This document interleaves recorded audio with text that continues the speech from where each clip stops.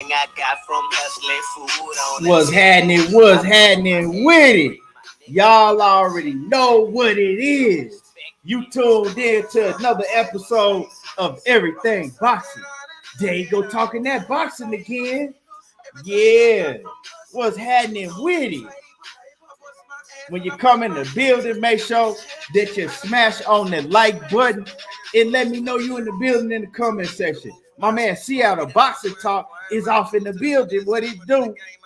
William, old school, what's happening with it? John Kramer, what it do? My man Sir Ambo in the building. Bole. John Kramer in the building. Mike Ryan, what it do? Phil J508. James in the building. My man Sylvester 2011. What it do? The beautiful Queen Sweet Tea is in the building. The Queen Cassandra Mason is in the building. My man OTB Boxing Class 101. What's happening with it, partner? And my man, the Grave Digger, BFTB in this motherfucker. What's happening with it, BF? Yeah.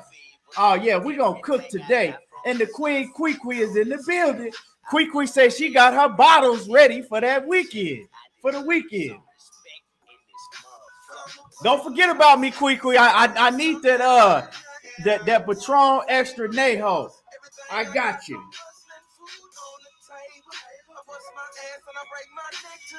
Yes, sir. Yeah, Joe Jack, what's happening with it? You know what I'm saying? It's man down week, strap season. Y'all know what it is this week. Y'all know what it is this week. Real talk.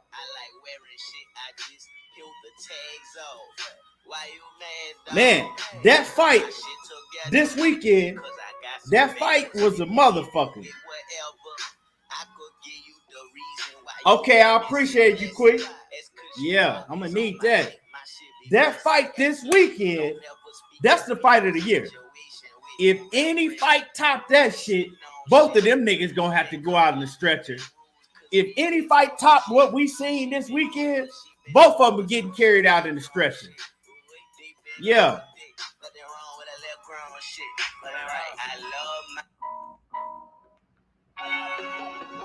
But y'all already know, like I said, hit my like button.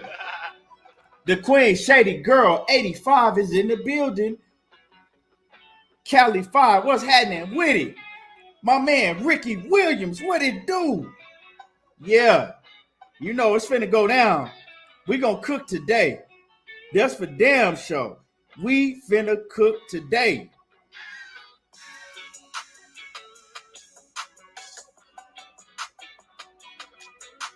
Tavares Harris said seeing Lubin like that hurt, man. It did me too, man.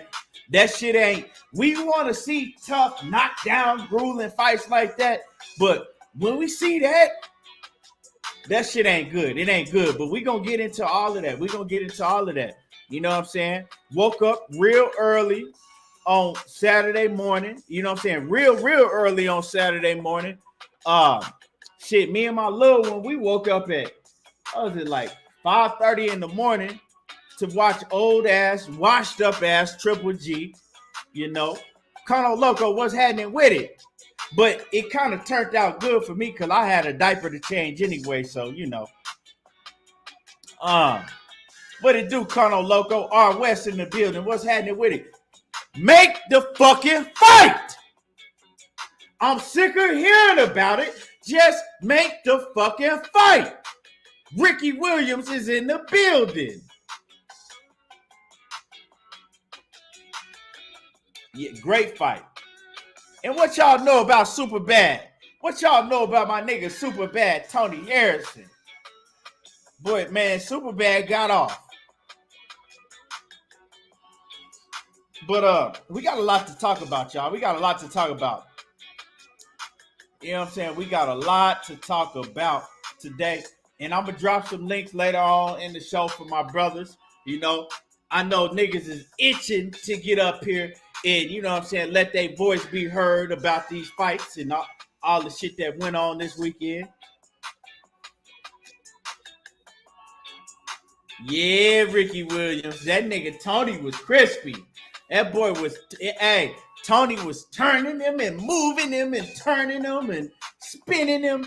Hey, man, that jab was crispy. The footwork was crispy. Superbad is back.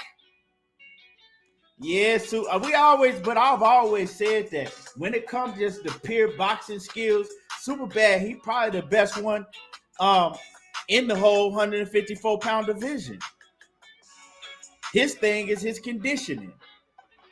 But what we gonna start? There was a lot of fights this weekend, a lot of good fights this weekend. A lot of good fights. The Zone, they had some women. Marlene Esparza, she went to war with that Japanese. What was it? What was the Chinese? Let me hold on, y'all. I forgot her name, but I know I got it written down. With Naoko Fujioka. Naoko Fujuko. I think that's how you say it. Marlene, and that's a fight that happened on the Zone. Marlene Esparza and Fujuko. That was a hell of a fight. Now, the Zone, they need to do something about the referees that they be hiring at the Zone. The Zone, that shit crooked over there. I'm watching that fight, and that was a close fight. I'm talking about them women went at it. They went at it, right? And they gave Marlene a couple of the judges, I think at least one of the judges, right? They gave Marlene Esparza a shutout. Like, how could you score that fight a shutout? Them ladies went to war. That was a close fight. You know, yeah, Sir Ambo, I'm gonna just call it Fuji. Fuji gave Esparza a hell of a fight. Now Esparza did win the fight. She won the fight to me. I thought she won the fight. She closed it out down the stretch. The last few rounds, she did what she had to do to close the fight out. But that fight wasn't no motherfucking shutout by any means. And you know, the Zone, they need to do something about the shit that them judges over there at the Zone is doing. You know. Stan 92 says Esparza won, but to give her opponent no rounds was absurd. Yeah, bro. And it's crazy, man. It's just ridiculous, you know, that shit like this in boxing continues to go on. You feel me? It's ridiculous. Let me see. What's happening with it? My nigga OTB in the building. He says Esparza look a lot better.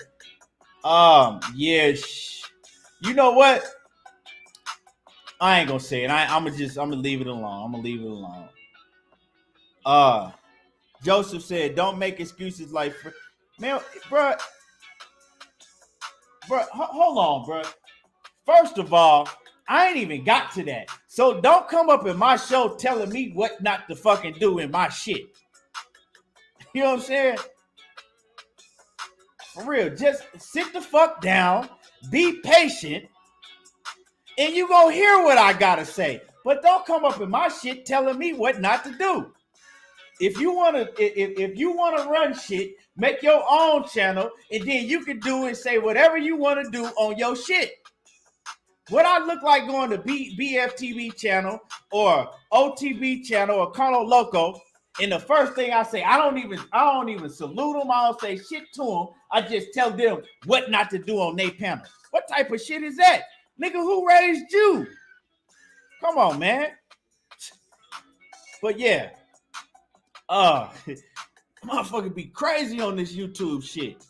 Bole said Butayev versus Stanionis might bring the heat this weekend. Yeah, but like I said, if you gonna see a better fight than what we saw Saturday night, both of them niggas gonna be fucking carried out in the stretcher. Both of them. That's the only way you could top that shit we seen. And it wasn't nothing pretty about that fight. Yeah, Ricky Williams, no home training. You know what I'm saying? At least come through and say what's up before you get with the bullshit. God damn. The Queen Sheena is in the building. What's happening, Sheena?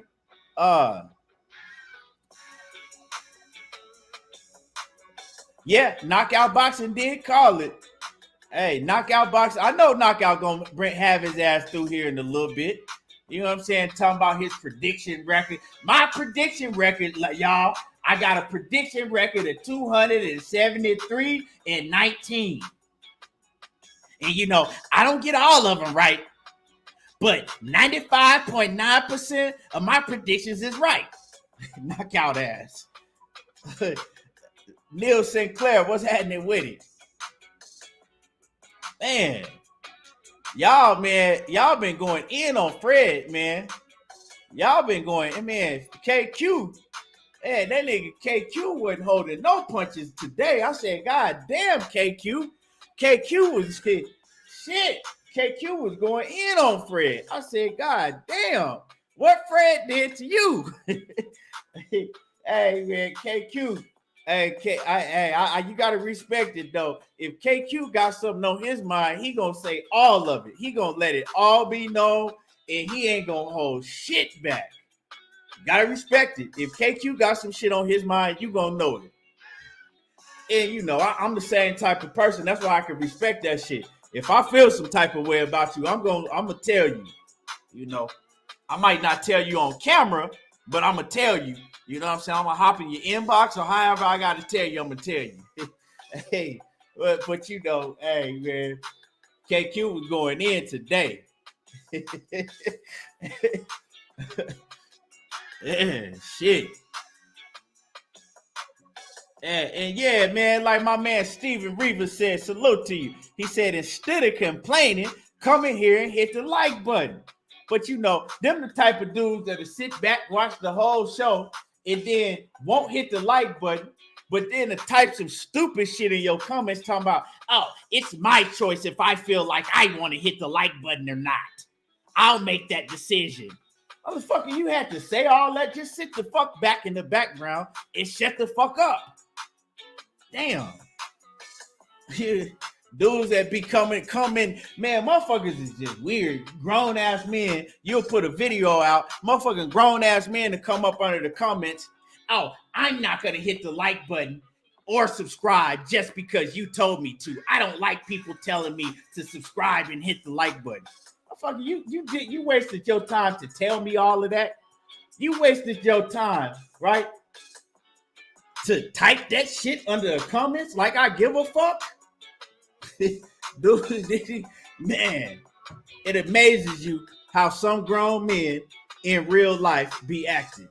But you know, don't nothing surprise me. Once I got on YouTube, after that, don't nothing surprise me about grown ass motherfucking men, women men, bitch men. But right, Quee, man, that shit crazy. Yeah, and y'all need to hear Quee and Ashley talk about these bitch ass men. You know what I'm saying? They gonna break them down. They're gonna tell you exactly what you need to know about these bitch ass men and why they act the way that they do. I'm still trying to figure it out. But yeah, a lot was going on this weekend, man. Let's talk about funky old ass, musty ass Triple G. I'm sorry, Cassandra Mason. I know you don't like me talking about Triple G, Cassandra, but I got to. I don't like Triple G, and like I said, I'm gonna let everybody know I don't fuck with Triple G. But Triple G fought this weekend, and he looked like I expected him to look. He looked old, washed up. Yeah, he looked old and washed up. He looked old and washed up, and it didn't surprise me. But you know, I'm gonna talk about the fight. I'm gonna talk about the Triple G fight. So he, you know what I'm saying, he went in there, and what you seen in that fight is just like I told y'all what you was gonna see. If y'all heard me break down the Triple G and Murata fight on Friday, that's what y'all saw. Y'all saw two rock'em sock'em robots standing in the middle of the ring, trading blows. Now, if you notice, both of them, they'll let the other opponent get off, and then once the other opponent stop throwing punches, then they'll start throwing punches. So Triple G, when Murata was getting off, he was getting off on Triple G. Triple G, he can't fight on his back foot. So all he was doing is covering up, right? Getting hit with all type of punches. And then with Murata would stop punching because, you know what I'm saying, his gas tank, you rarely see a fighter with a gas tank that can just keep going and going and going and going and going. The majority of fighters, they fight in spurts. So they going to get off, and then when they stop, right, they give their opponent a chance to get off. Now, you got some fighters that got lateral movement. You know what I'm saying? They slick, and they can punch in between your punches. Well, neither one of Murata nor Triple G was punching in between the other man's punches. They was just basically waiting until the other man got done getting off, and then they would get off. But Triple G, he punched harder than Murata, right? And Triple G made an adjustment. He did make an adjustment. If y'all look at probably about the 5th round, I think it was, instead of just standing in front of Murata, right, Triple G started moving. And when Triple G started moving, Murata had no answer for Triple G. When Triple G got on his back foot and he kind of started moving and, you know, using his legs a little bit, Murata, he was fucking lost. He was like a deer in headlights. He didn't know what the fuck to do. But Murata, he did do some great body work to Triple G. When Triple G do not like that body work. He do not like getting hit in the body. He can't take getting hit in the body like that. Man, Murata was tearing Triple G body up, and just his Triple G's body language when he get hit to the body, you know that he don't like it. And Murata, he made it his duty to invest to the body. He made it his duty to invest to the body. But what he did and where he went wrong in that fight is he stopped going to Triple G's body and he started headhunting. And yeah, he was having some success headhunting. But when, like I said, when about the 5th round came and Triple G decided that he was going to start using his legs and some movement, it was it from there. He just started picking Murata apart. You know, Murata don't have no defense. I don't even understand how you make it this far in the professional ranks and you don't have no defense at all. That's how you know Murata's whole career has been protected. If you look at him fight, and if you know, if Murata have ever been in the ring, if he had ever been in the ring with a top level opponent, it ain't no way that he'll be still fighting right now. You put Murata in the ring with somebody like Triple G before this, right? Before this, or put him in the ring with somebody like Jamal Charlo, or even a Jared Hurd, or anybody like that, he wouldn't have a career now. That's why he's been moved carefully. That's why a lot of these opponents that you've been like, why is Murata able to hold the title and not fight nobody for 3 years? Why before, you know what I'm saying? Because I think he's been a champion he's been a champion for a long time, y'all, for a while. And you wonder, well, how come Murata don't fight none of these other guys? Well, you saw it. You have to move him carefully because he don't got no defense.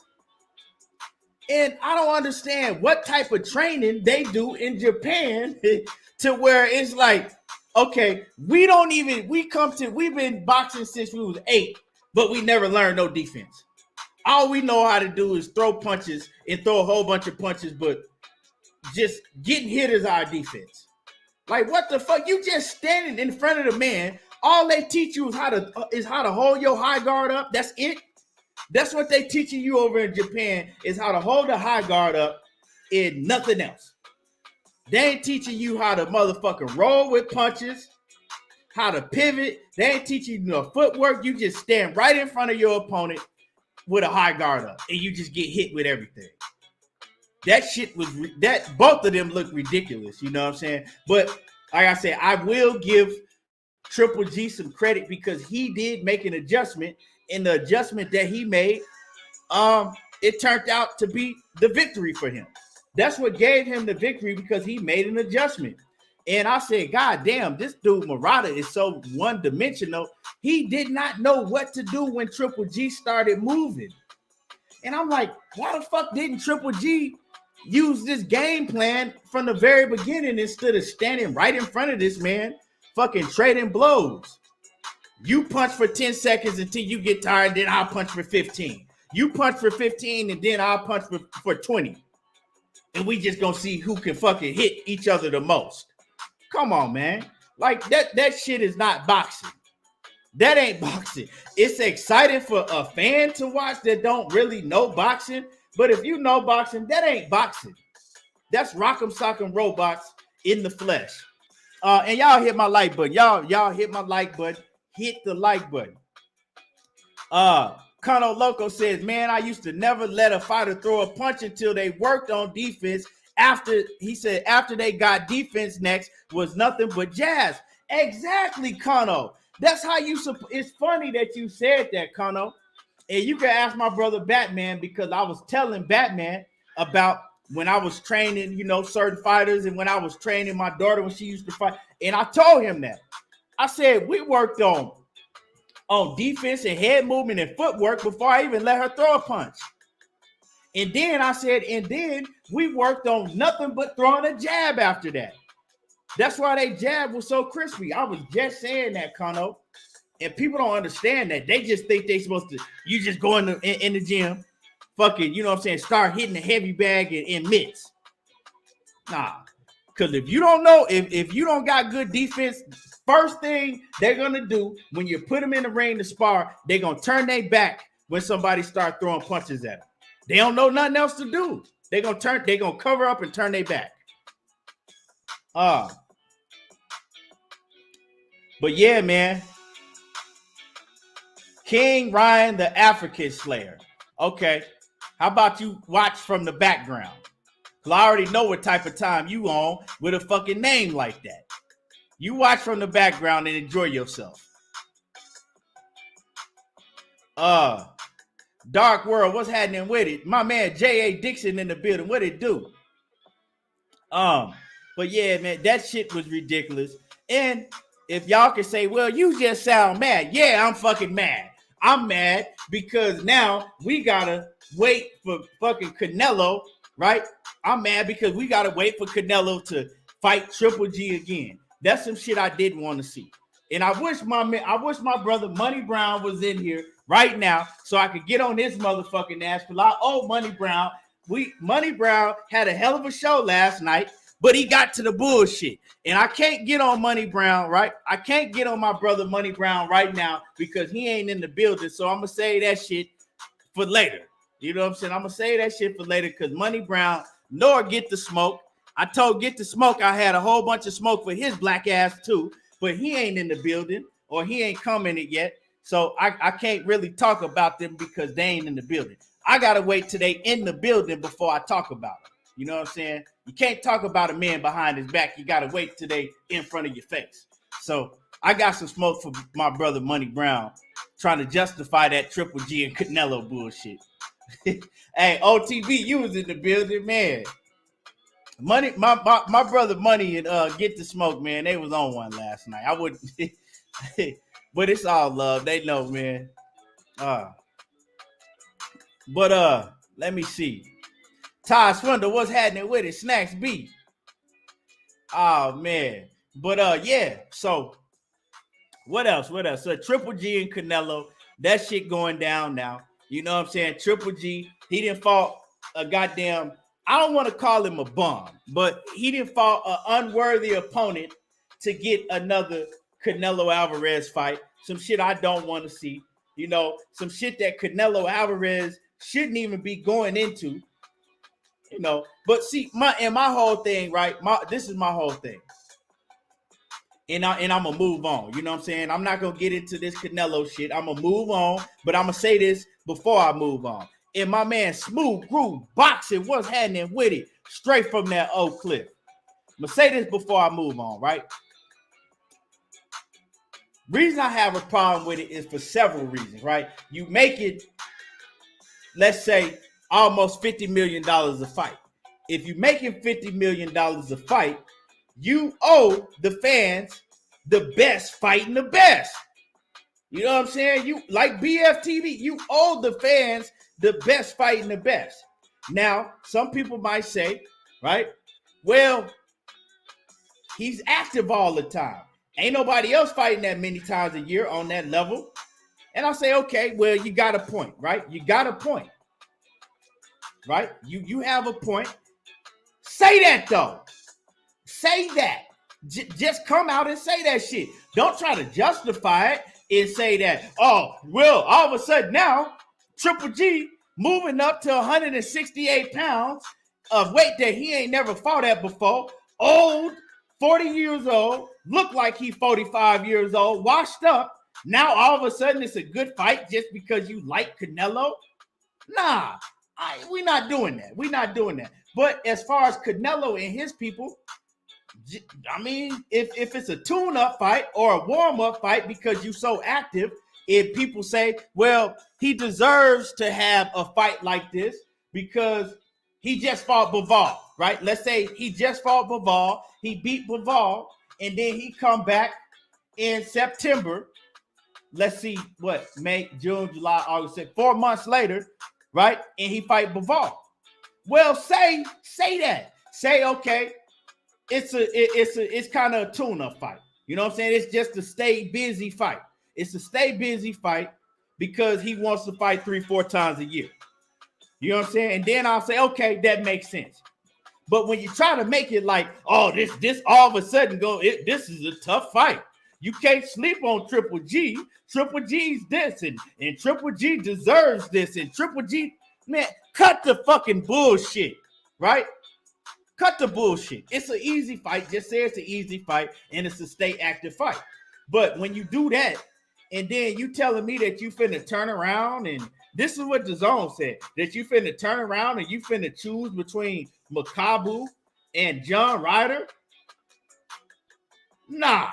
Hell nah. You don't fucking get to make. You should, well, now I'm not gonna say you don't because obviously he's doing it, but you shouldn't be able to get to make $50 million a fight and then have two bullshit ass fights back to back. One is enough. That's more than enough, but two, hell nah. That's my problem with it, but you know, I'm gonna say that for Money Brown ass. And salute to my brother Money Brown. And if you ain't subscribed to him, go sub to his channel.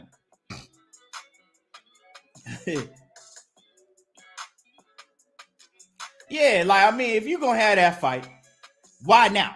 Why now? You know what I'm saying? Y'all were supposed to run that shit back in 2018. Y'all were supposed to run that shit back in 2018. Now you want to go fight? Come on. It's just so much of shit wrong with that.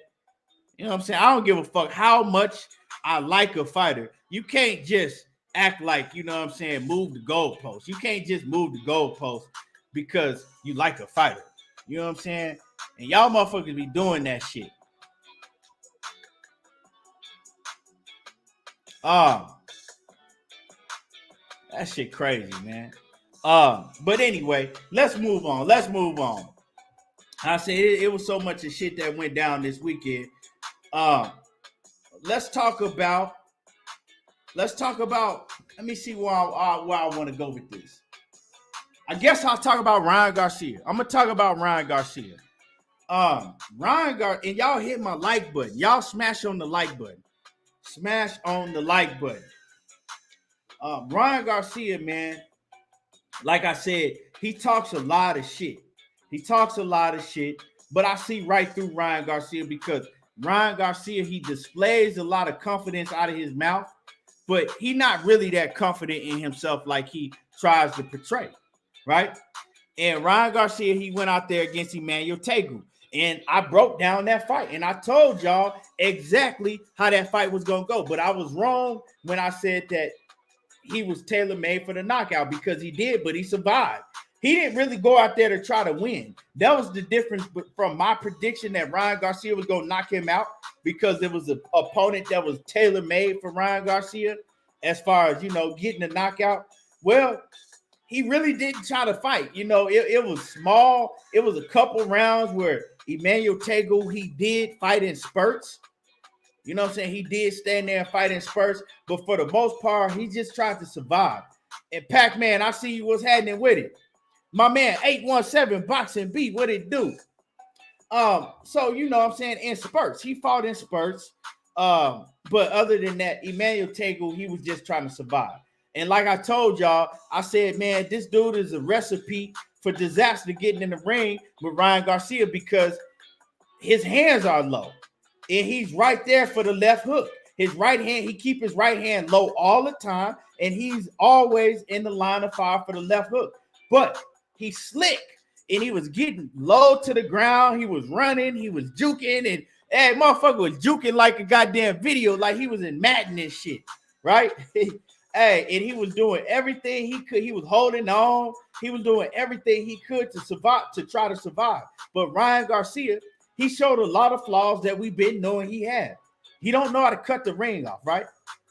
Ryan Garcia did. He wasn't comfortable with the movement that Emmanuel Tagoe was showing him. He didn't know how to cut the ring off. And one thing that disappointed me in Ryan is Ryan Garcia. He got a good jab. He got a pretty decent jab, but he wasn't using his jab. And we all know that he has slow feet, right? We know that he has slow feet, right? But he could have nullified a lot of Emmanuel Tagoe's movement if he had to start sticking his jab.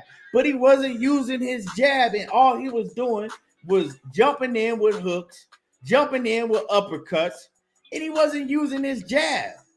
You know what I'm saying? He was throwing hooks to the head, uppercuts. He was going to the body at times, but he wasn't using his jab, and he wasn't cutting himself. I mean, he wasn't doing himself no justice and helping himself trying to cut off the ring. You feel me? You know what I'm saying? He wasn't doing nothing to help himself try to cut off the ring. We already know he got slow feet. You're supposed to implement the jab. You know what I'm saying? You're supposed to implement the jab, but he wasn't using his jab at all. But it's crazy, man. It's crazy. My man, Knockout. My man, there he is. There go Knockout. Knockout. What's your prediction record again? I'm gonna get Knockout. If Knockout, he might be busy today, but if he get on the panel, I want Knockout to tell everybody his prediction record. But I got something for your ass, Knockout. I'm gonna show you that y'all niggas think I'm a dummy, but I'm gonna show y'all something, right? Because yeah, I bet with Knockout the push-ups, right? But I always cover myself in my bets. I always cover myself in my bets, and I'm gonna show y'all something. If y'all can see that, hold on. Hold on. Get so y'all can see this. Because I know Knockout gonna get on here talking shit about his predictions and all that shit. So I'm gonna show y'all this to let y'all know I ain't no goddamn fool. Focus. Y'all see that? $25. Payout $517.57. You see that? Sebastian Fundora by KO. And with some other picks that I had on my parlay I had Ryan Garcia and Emmanuel Tagoe going to distance. Everybody, I know I picked Ryan Garcia to knock him out, but when I bet for the fight to go to distance. I bet for Fundora to knock him out. You know what I'm saying? So we're gonna get into that later because I know that John Kramer, my man John Kramer, and I know that Knockout was gonna have some smoke for me today. But salute to Knockout Boxing 86 TV and salute to John Kramer for getting the picks right. I got them right. I just didn't get them right on camera. But when I start thinking about shit, I went ahead and had to make an adjustment. Hey, but Ryan Garcia, he do a lot of shit wrong. He got a lot to work on. He had been out of the ring over a year and a half. Emmanuel Tagoe had been out of the ring the same amount of time himself. So they both was rusty. You know what I'm saying? They both was off a long layoff. But like I told y'all, Coach need to bring his ass in here because he was talking about Emmanuel Tagoe this, Motherfucking Batman need to get his ass up here because I was arguing with Batman telling him that Emmanuel Tagoe wasn't shit. They both was Emmanuel Tagoe, he gonna do this and that nigga, he didn't do shit just like I said he would. Yeah, Johnny Q, you know what I'm saying? Sometimes you gotta make adjustments. You know what I'm saying? Sometimes, you gotta go and make adjustments behind the scenes. And that's just what I had to do. I had to make an adjustment. And y'all hit my like button. Y'all smash on the like.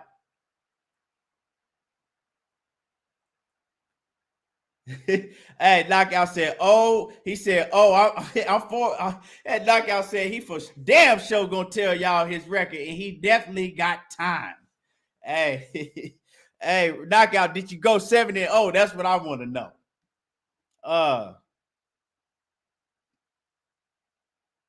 Nah, I believed in my pick, but shit, when you gotta, man, I ain't gonna do Erickson Lubin like that. When your chin is suspect, you gotta cover yourself sometime. But yeah, so Ryan Garcia, man, he have a lot to work on. You feel me? He got a lot to work on. He showed a lot of holes in his game that we already seen. And he showed that if he get in the ring with somebody like Gervonta Tank Davis, it's good night Irene. You know what I'm saying? It is good night Irene if he get in the ring with Gervonta Tank Davis. He get in the ring with somebody like Devin Haney. Devin Haney gonna box his head off. I don't even see him beating Joseph Diaz. I don't see Ryan Garcia beating Joseph Diaz. And the thing that bothers me the most about Ryan Garcia out of everything is his defense is so horrible. If you get aggressive on Ryan Garcia and you come at him and you throw a hook or something, he damn near turn his whole body. He damn near turn his whole body to you because he don't have no defense. He don't know what to do once you start pressing him and getting aggressive. He don't know what to do. And they need to work on that. Joe Goosen really need to work on, footwork and defense with Ryan Garcia. But he's still young. You know what I'm saying? He's still young. With the proper training, he could get a lot better because he do got some tools in his bag. He got a lot of power in both hands, and he got super fast hands. So Ashley's Corner, what's happening with it, Queen? He got super fast hands. And he got a lot of power on both hands. So he do got some things, to his advantage, but he got a lot of holes that he need to work on. And if y'all heard Ryan Garcia after the fight, right? He won every round in that fight. But come on now, if you looked at Emmanuel Tagoe record, you see he ain't never fought nobody, But if y'all notice, Ryan Garcia, he don't want no smoke. He realized, like, damn. See, when you knocking everybody out in the first round, second round, you knocking all these Rudy Poot ass opponents out, right? You start to really think like, damn, I might be able to knock out Gervonta Tank Davis. I might be able to knock out all these other. But see, now he realized, you motherfuckers put me in the ring with this scared ass Emmanuel Tagoe, and I couldn't knock him out. And so he was, for the first time, you heard Ryan Garcia be realistic with himself. He said, you know what? I'm not finna call nobody out because I know I got a whole lot to work on. I got to go in the gym and I got to get way, way better. And nah, I ain't calling Tank out. He know he not ready for no Gervonta Tank Davis or none of those other guys. And I'll be surprised if they even put him in the ring with a Joseph Diaz next. Because we seen Joseph Diaz on the panel with DAZN. And you know why they put Joseph Diaz on the panel, right? Because Golden Boy already had their next fight for Ryan Garcia lined up. They already had their next fight lined up for Ryan Garcia. See, what they thought is that Ryan Garcia was going to go in there, knock out Emmanuel Tagoe, right? Look impressive early, and then get in the ring, talk real loud, and Joseph Diaz is going to be right there on standby so they can make the Joseph Diaz fight happen. But now that they see Ryan Garcia and all his flaws was exploited against a lower level, a lower level opposition, now they have the second thoughts about putting him in the ring with Joseph Diaz. because you put him in the ring with Joseph Diaz and he take an L to Joseph Diaz, that ain't gonna look good. When Joseph Diaz has already lost to Devin Haney, he didn't lost to who else? Who else? Joseph Diaz. Well, he lost to Devin Haney and he lost to Gary Russell, right? He already lost. So now you can't put now you can't put Ryan Garcia on the same level as a Devin Haney. And now Ryan Garcia gets exploited and he shows everybody why he didn't fight Devin Haney. Because he couldn't even beat Joseph Diaz. So now they're going to have to move Ryan Garcia a lot different, right? They're going to have to slow down on the plans that they have for Ryan Garcia. And now I wouldn't be surprised if we see another opponent that's tailor-made for Ryan Garcia for him to continue to get his feet wet so they could continue to assess him before they even put him in the ring with somebody like Joseph Diaz. And my man, Dr. Mark Stearns in the building. What's happening with it, OG? Salute to you. Salute to the OG. So yeah, that's just how I see it. Oh yeah, Ashley don't got no wrench. Let me see, because I can't really see who got a wrench. And I'm glad you told me, Kono. I can't see who got a wrench in the on the stream yard. I have to go to the channel and see it. But I got Ashley right now. And Anthony Johnson, salute to you, man, in that Cash App. Always coming through, man, showing love every day. Hold on, I got you right now, Ash. And who else? Let me see who else ain't got no wrench. I'm gonna give some wrenches out right now. And y'all don't be acting crazy with some of y'all when I give y'all these wrenches. Don't be getting crazy and shit, blocking people because they got a difference of opinion. Hold on. Like if I see y'all in here every day, let me see. My man William, I got you. Let me see. What's happening with it? What it do with it, Trill Will? What it do?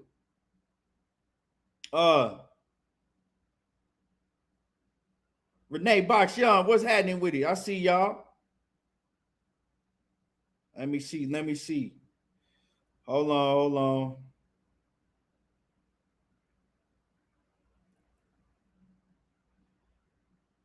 Let me see.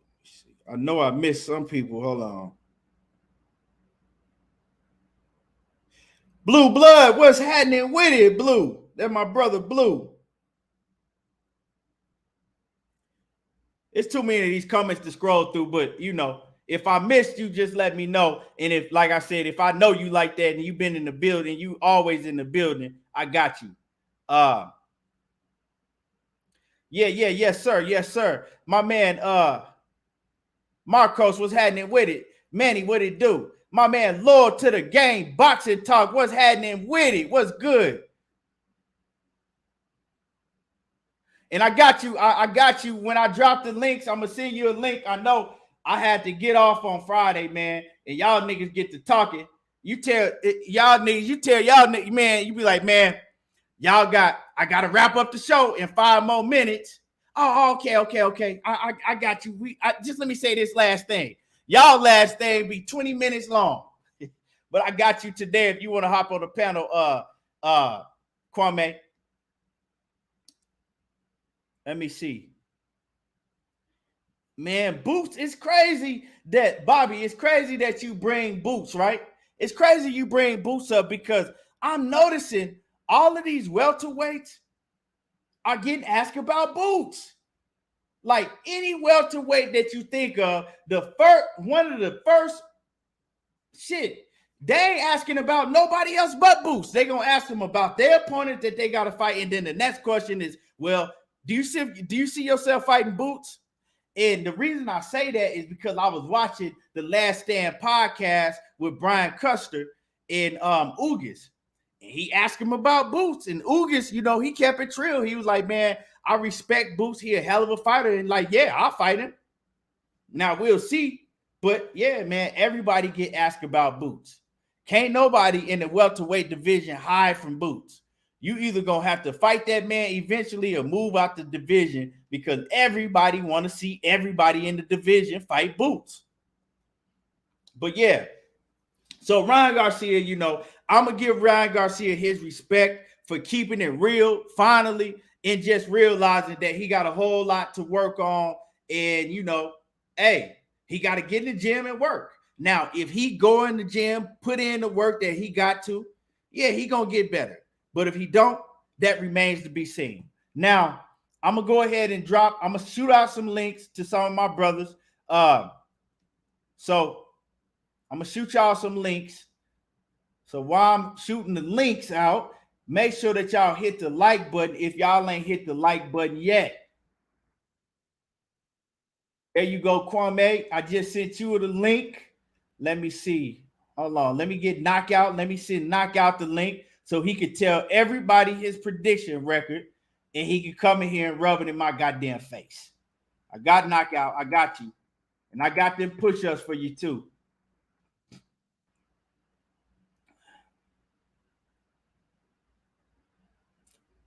I ain't even mad though because we got a great ass fight. We got a great fight. This weekend, that fight was fire. We had a great night of fights. Let me see. Who else? Let me see who else I'm going to send this link to. Kano, if you want to hop on, I got you. And my man, OTB, I got you.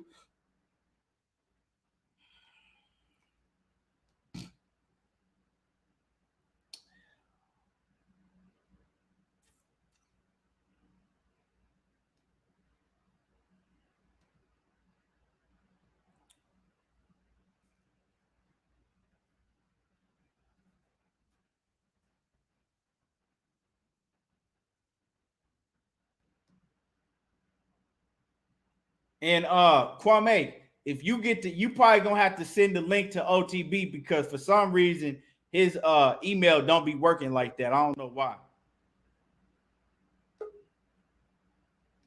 Kwame, if you can send the link to OTB, because I know his email don't be working that good.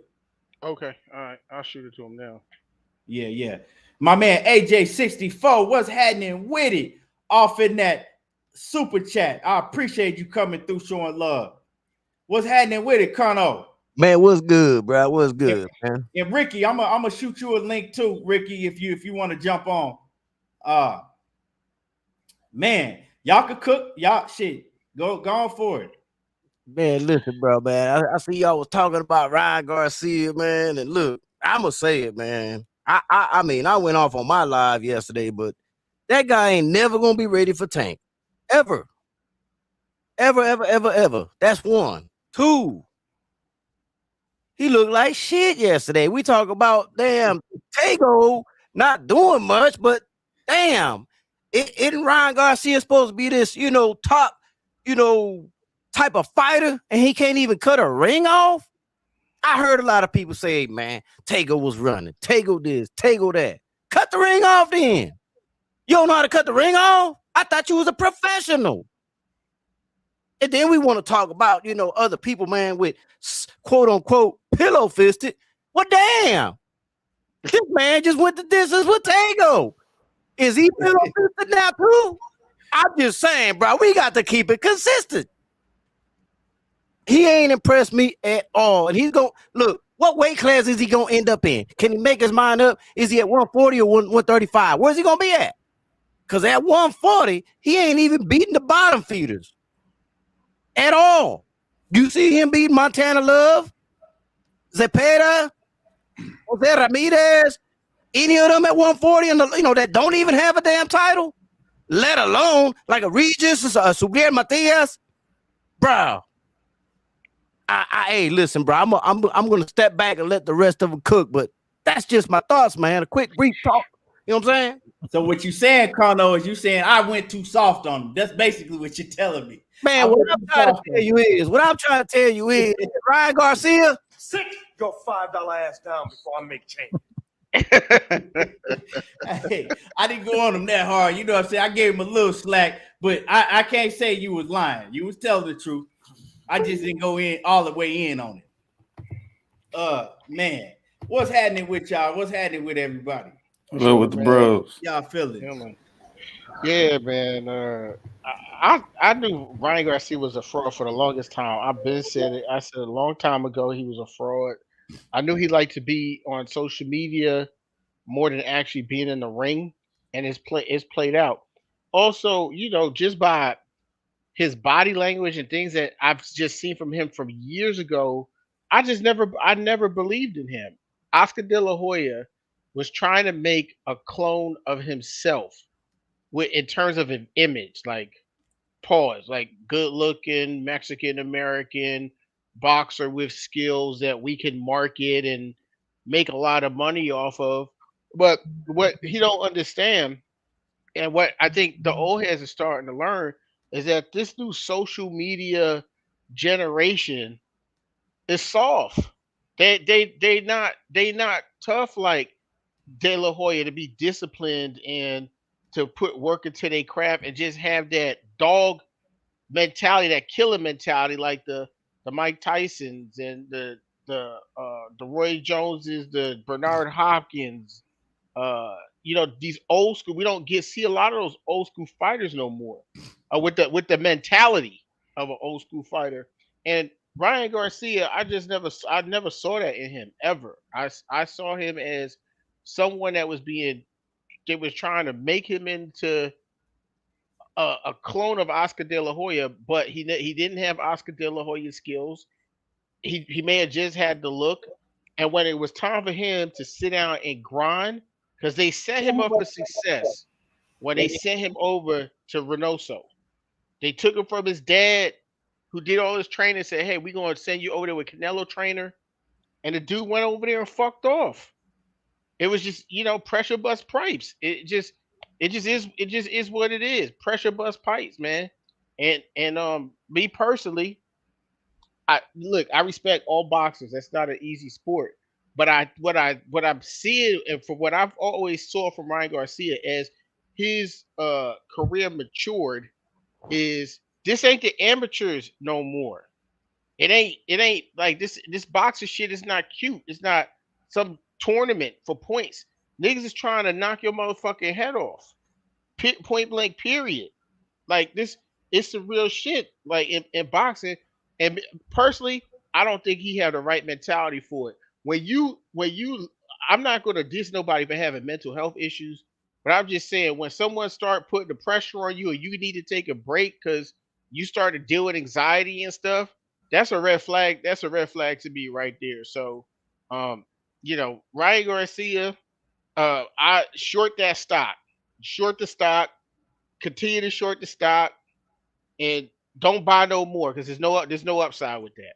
But and y'all hit the like button. Y'all smash on the like button. You're in the building, smash the like button. It don't cost you nothing to hit the like button. Smash on the like. I'm gonna go to and I agree with you, Kwame. I'm gonna go to my man Knockout because I think he was the one that came in here. I know Conor Loco already cooked. I think Knockout came. I just want to hear his prediction record, man. I don't really keep track of it, Kono. It's something like, if I had to guess off the top of my head, it's like 266 and 59. If I was just guessing, like if I was just guessing, that's what it. But salute to all y'all, man. What's up with it, bro? What up, bro? What it do? Man, I'm chilling. Man, look, Ryan Garcia, man, look, he did learn something over in Canelo's gym, bro. He learned a lot. He learned how to walk forward with Canelo swag. I don't know if y'all noticed it, but when he was walking forward, he walked just like Canelo, bro. That's about it. Now, he ain't got none of the counter punching and shit. He can't cut the ring off. He can't. He has no head movement whatsoever. So he didn't learn any skills, but he did learn how to walk forward, just like Canelo walks forward. But I'm gonna give him props. I'm kind of like Key. Like, at least he didn't do the clout chasing shit after the fight. So I'm gonna give him respect and props for that. But he's always who I thought he was, man. All the talent in the world, but just no skills to go with it because he never honed his natural hand speed that he got, the natural power with the left hook that he got. He's a one-punch fighter, bro, and it's good that he's not calling out like guys like Haney, guys like Tank or Cambosis or Teofimo Lopez, because People always like to call you crazy until a performance like this.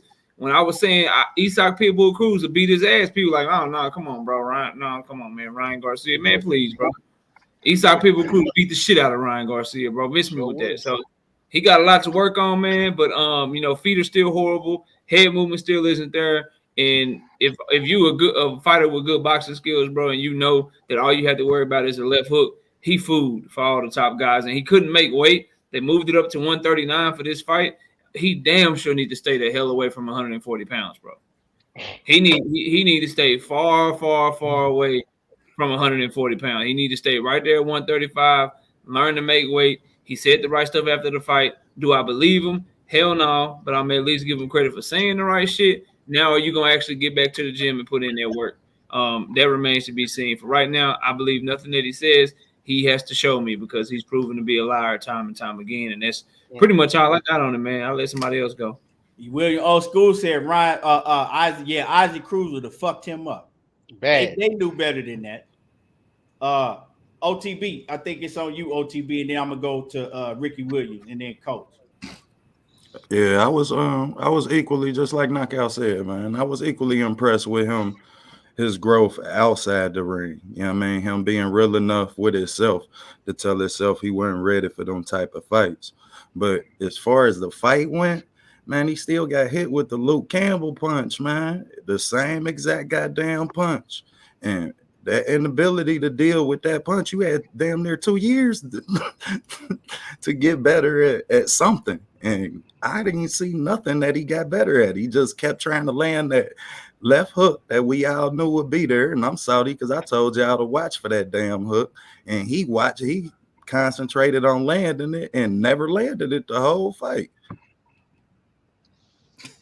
Yeah, man. He missed about 100 of them. Man, he kept going back to that motherfucker. I was getting frustrated watching the fight. Like, man, leave the damn hook alone. And the jab has set the hook up, smart ass. But like you say, he never did jab. You know what it is, man? You know what it is? That's the one thing he got from De La Hoya. A hook with no right hand. They do the same thing. Yeah. And salute to my man, Dr. Mark Stearns. I appreciate the OG in that Cash App coming through. I appreciate you. And my man, KQKC Boxing Network in the building. Wow. Hey, KQ, man, KQ, you was on Fred Helmet today. God damn. KQ was going in today. I said, God damn, KQ. KQ wasn't holding nothing back today. Shit. I watch it. I had to leave the building, man, because I was listening. I ain't type because every time I type, people at me, but I'm at work. You know, I was at work at the time. Man, I had to leave the building, bro. I had to get away from my desk, bro, just to laugh, man, at the way KQKC was going in, man. I said, God damn, KQ. Man, when you hear them OGs start saying, shit. I said, shit. What that nigga did to KQ, he had KQ fired up. Shit. He wasn't playing with him today. He was not playing with him today. I gotta go watch it. Damn, man. Man, what's up, Ricky? What's happening with him, Ricky? Man, what's good, man? Y'all know who the fuck it is, man. Allow me to reintroduce myself. My name is. It's your favorite YouTuber, man. Fuck Ryan Garcia, bro. Like, you come straight out the rip with it. And he set the stage up. Okay. Let's keep this a bean, bro. Like, come on, man. Like, I'm gonna hold y'all to this shit, and y'all know who y'all is, man. When back last summer, when he was coming out with all I'm fighting this tank shit, I'm fighting, man, y'all was on that dick, bro. Y'all was riding that dick. What's up now, though? We've been telling y'all this dude's a fucking fraud, man. Y'all wanted to be first instead of being right. Let's keep it a bean, bro. That motherfucker, he got a fucking personality complex. He don't know what type of fighter he want to be. Now he Canelo and shit. You a tall ass Canelo and shit. Get the fuck out of here, bro. You sit up there and couldn't do nothing with a guy that you couldn't get off the ring on a guy that's off the ring for 2 goddamn years.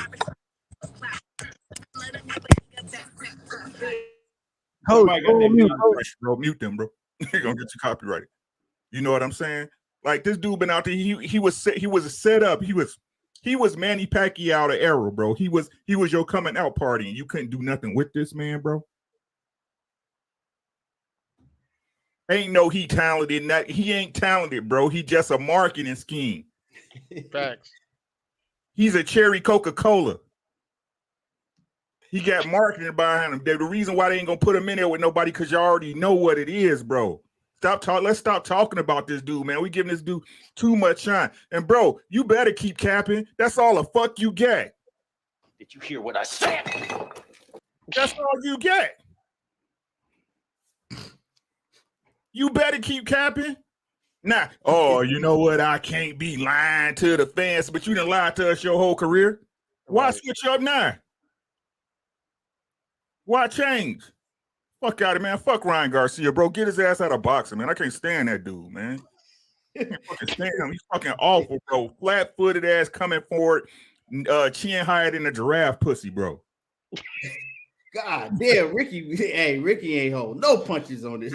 I'm so sick of Ryan. I'm so sick of these frauds in boxing, man. And like I said, everybody, first thing, oh, the comeback fight, the return and shit. Now everybody want to jump on his dick. Same with GGG, motherfucker. You been missing. Where in the world is fucking Carmen Sandiego looking ass, bro?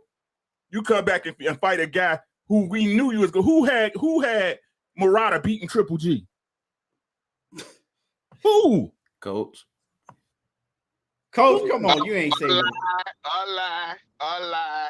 Don't lie on me. Oh, I'm about to say, come on now. He did have to go box though. Yeah, you did. We gonna get on your helmet about that to go shit. Who, man? Batman ain't show up, but I got a lot of smoke for Batman to go this and to go that, to go this. Batman, he made sure he didn't show up today. To go act like a bitch. He could have won the fight, but he act like a bitch. He act like a fighter who had only fought people from Ghana and Mason Menard. That's who he acted like, you know. No, what that mean, bro? Don't be talking about the people from Ghana, bro. They ain't got nothing to do. They don't have a good boxing program, coach. And I'm fucking with you, coach, man. I'm just saying, bro. If I'm gonna take whatever charges I got, but I ain't gonna take no charge that ain't mine. You understand? I ain't taking no charge. All I'm saying is this, guy. Like, look, man. If you gonna be something, be it, bro. Right? If you're gonna be something, be it. Ryan Garcia, all of a sudden now you trying to change the narrative that you set. This is the stories you put out. So get up and get your ass in there with Tank and Devin Haney and them then. You got it. Shit. Yeah, that ain't gonna happen. Exactly, because we know he don't really want no smoke. So like I said, let's stop giving this dude attention, man. Dude, that dude get all of his attention from fucking beating on his fucking on the speed bag and all this bullshit. That's what he fuck for, entertaining them fucking children, entertaining them young girls. That's it. It's nothing else about him. I've been saying this shit forever. Girls? You know, you know that's what they are? Shit. I'm just saying, bro, he horrible, bro. Y'all people are like the media and DAZN and all these other people want to give these people shit, bro. But y'all always, I ain't gonna say y'all, but people always trying to jump on the PBC when we just had a hell of a fucking fight, bro. A crossroad fight against two 154-pounders that they keep saying is the weakest division in the sport, but it really is the most competitive. It is by far. You know what I'm saying? I'm sick of these narratives, bro. They keep trying to hype these people who shouldn't even be in the ring, bro. I'm sick of them, bro. Fuck them niggas, man. Go ahead, man. I'm done, bro. Hey, I gotta say this real quick. My man Jim Miller, he brought it to my attention, and you right, Jim Miller. He said, "What happened to the drunken master style Tagoe promise? Tagoe promised in the 5th round that he was gonna break out the drunken master style. What happened is I don't know what the fuck happened. He ain't do shit he said he was gonna do, but neither one of them did. So get both of them motherfuckers and throw them out somewhere. Ain't now one of them did shit they were gonna say. They said they was gonna do. Hey, but listen, bro. Why they saying? Why I don't remember who it was in the chat to say why the hate for Ryan. Like we just speaking the truth, you know. I just want to know if that energy was the same when Shakur fought Dakatalia. Oh, it is a boring fight. I wonder if that energy was the same with Devin Haney. You know what I'm saying? He gets stumbled one little time and shit, which happens in boxing, by the way. I don't hear y'all talking about that shit, huh? They don't be saying shit. Like I said, sitting in the background with their thumb up their ass, sucking somebody's titty, bro. Shut the fuck up. So all of a sudden, we got the protection. We got the protection for Ryan now. It's not hate. It's not hate when it's what they really doing, bro. You said, oh, Tagoe 30, he a veteran, da da da da. You wouldn't see Devin Haney in there with his ass because Devin Haney ain't gonna fight no fucking bum like that. You ain't gonna see him in there with Tank because Tank ain't gonna fight no fucking bum like that. Y'all trying to play like these fighters ain't moved a certain way. Shut the fuck up. I don't know. Yeah, Tank moved the same way. He fought. Nah, y'all gonna stop that. Don't start that shit. Don't start that shit. Don't start that shit. Nope. This is not about Tank today. VTI, won't you let us know that from the background next time? I'm gonna go ahead and make sure you let us know that from the background. Come up in with that bullshit. All right, go ahead. Oh, you done, Ricky? Yeah, man. Fuck these niggas, man. Hey, man. Ricky interrupted me, man. I was really gonna go in on him, but thank Ricky for not me, squashing you harder. Like I said, I can't see the chat right now, but I don't give a fuck. That little dude is soft as baby shit. That's it. He don't want no smoke. And what gets me is all of the promotion. He's a waste of money to Oscar De La Hoya. I don't understand that shit. It's a black hole, bro. Because you got 20-something fights, bro, and this was supposed to be a step-up fight, and you did absolutely nothing. One scared, the other afraid. And all Tagoe had to do was start pressing Ryan. Don't let him back him up. Don't let him back you up. Because Ryan, as long as you show that you're gonna move around the ring, he's gonna try to look tough and do what he did and miss and miss and miss. Instead of you start pressing forward. As soon as he started holding his ground, Ryan ain't know what the fuck to do. Dundada. I'm sorry, Coach. Go ahead, bro. Go ahead, he don't know. He didn't know what to do. So the kid just needs to go on and go be a YouTube star and just stop boxing, because I know one thing, he could never be a pay-per-view star, somebody that I'm gonna pay money to watch. That should have never happened. First of all, he don't have the nuts. Second of all, he's got a terrible street amateur style. He pull his head straight back. They ain't gonna do nothing but get you fucking killed fucking with one of them guys who know what they doing. So it's just a waste, bro. Like and don't get me wrong, the kid has some talent. As far as his hand speed, but why weren't you using the jab? You longer than him. He thought he was Canelo. Why wasn't you using a jab but Canelo jabs, bro? You know what I'm saying? Canelo know how to set people up to do what he want to do with them, but he didn't use his jab at all to position him. He didn't use his hands. He doesn't have a jab, though. He ain't got no jab. Bro, you've been fighting since you was a fucking kid, bro. He got a jab. I've seen him use a jab before. He didn't use it in this fight, though. He got an okay jab. That's the first fucking punch you learn how to throw as a kid. It's not an educated jab, though, Keon. That's a space. That's what I mean by like his it's jab. A business check jab. Because he don't have no ring IQ. That's why. Yeah. It's a spacing jab, and for him to set up that 1-2, that's all it is, bro. But Dundada, and this is what I'm talking about, bro. So Dundada said he sold 15K tickets in San Antonio on a Saturday night. What the fuck else is anybody else gonna do in San Antonio on a Saturday night, nigga? They got the Riverwalk. Have you ever been to San Antonio, nigga? It's one of the most boring big cities in America. But what is that? What does him selling 15,000 tickets have to do with his ability to fight in the ring? I don't understand what they got to do. It has nothing. We weren't even talking about ticket sales. Dundada the mascot of goalpost move and shit. Fuck out. We weren't talking about ticket sales right now. Well, he said that, Key, because I said that I would never pay for the pay-per-view to watch Ryan Garcia. Well, of course I'm not gonna pay, because first of all, he's not gonna fight the best. That's number one. So my words stand for what I said. Dundada just always trolling. Everybody know that shit. So we just choose to ignore him 9 out of 10 times. Y'all know I'm telling the truth, man. In Texas, it's Dallas, Houston, and then everything else, bro. Fuck out of here. Then we don't visit San Antonio a lot. Then it's Austin. It ain't even San Antonio. You know what I'm saying? Come on, bro. Y'all know nobody go to San Antonio. Like all they got is. It's a nice city, though. That's about it. Let me read this super chat. I'm from Zenith, my man Zenith 360. He says, I don't trust CompuBox. According to them, Ryan landed 4 jabs out of 100 by the 7th round. He said, if that's remotely true, he needs to go back to the drawing board. Ryan Tank and Haney apologies. Damn. Who so the fuck do all that lying he did? Lying Ryan Garcia. Lying Ryan. Yep. And it is what it is. And the thing is, I told y'all Joe Goosen is shit. I told y'all that too. Joe Goosen is shit. Joe Goosen and Freddie Roach, bro. Some of the Roach coaches. Yeah. I'm not gonna say that. Freddie Roach ain't a bad coach. I don't really like Freddie Roach is a bad coach, bro. We don't like. His game plans are horrible. Right. He might in a gym. In a gym, he might be something different, but as a corner man, he sucks dick, bro.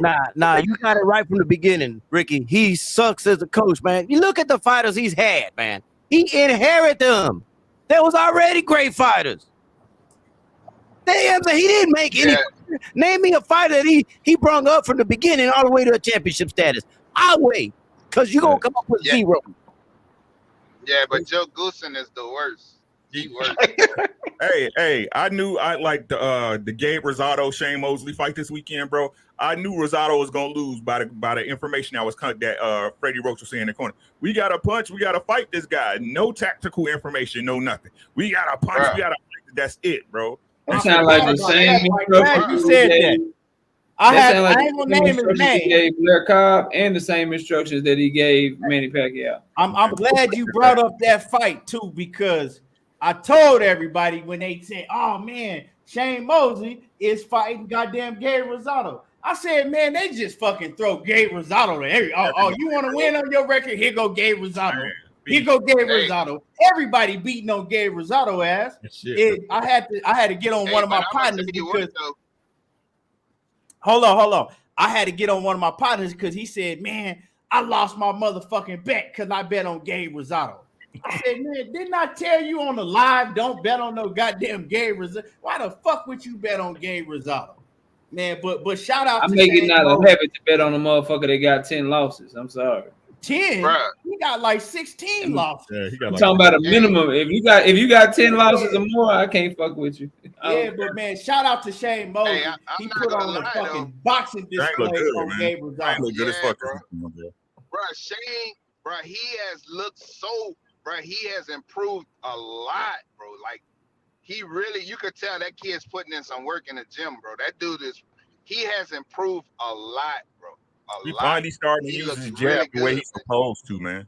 He finally starting to use his jab the way he's supposed to, man. That shit, he looked good Saturday, man. Shane looked good as fuck, bro.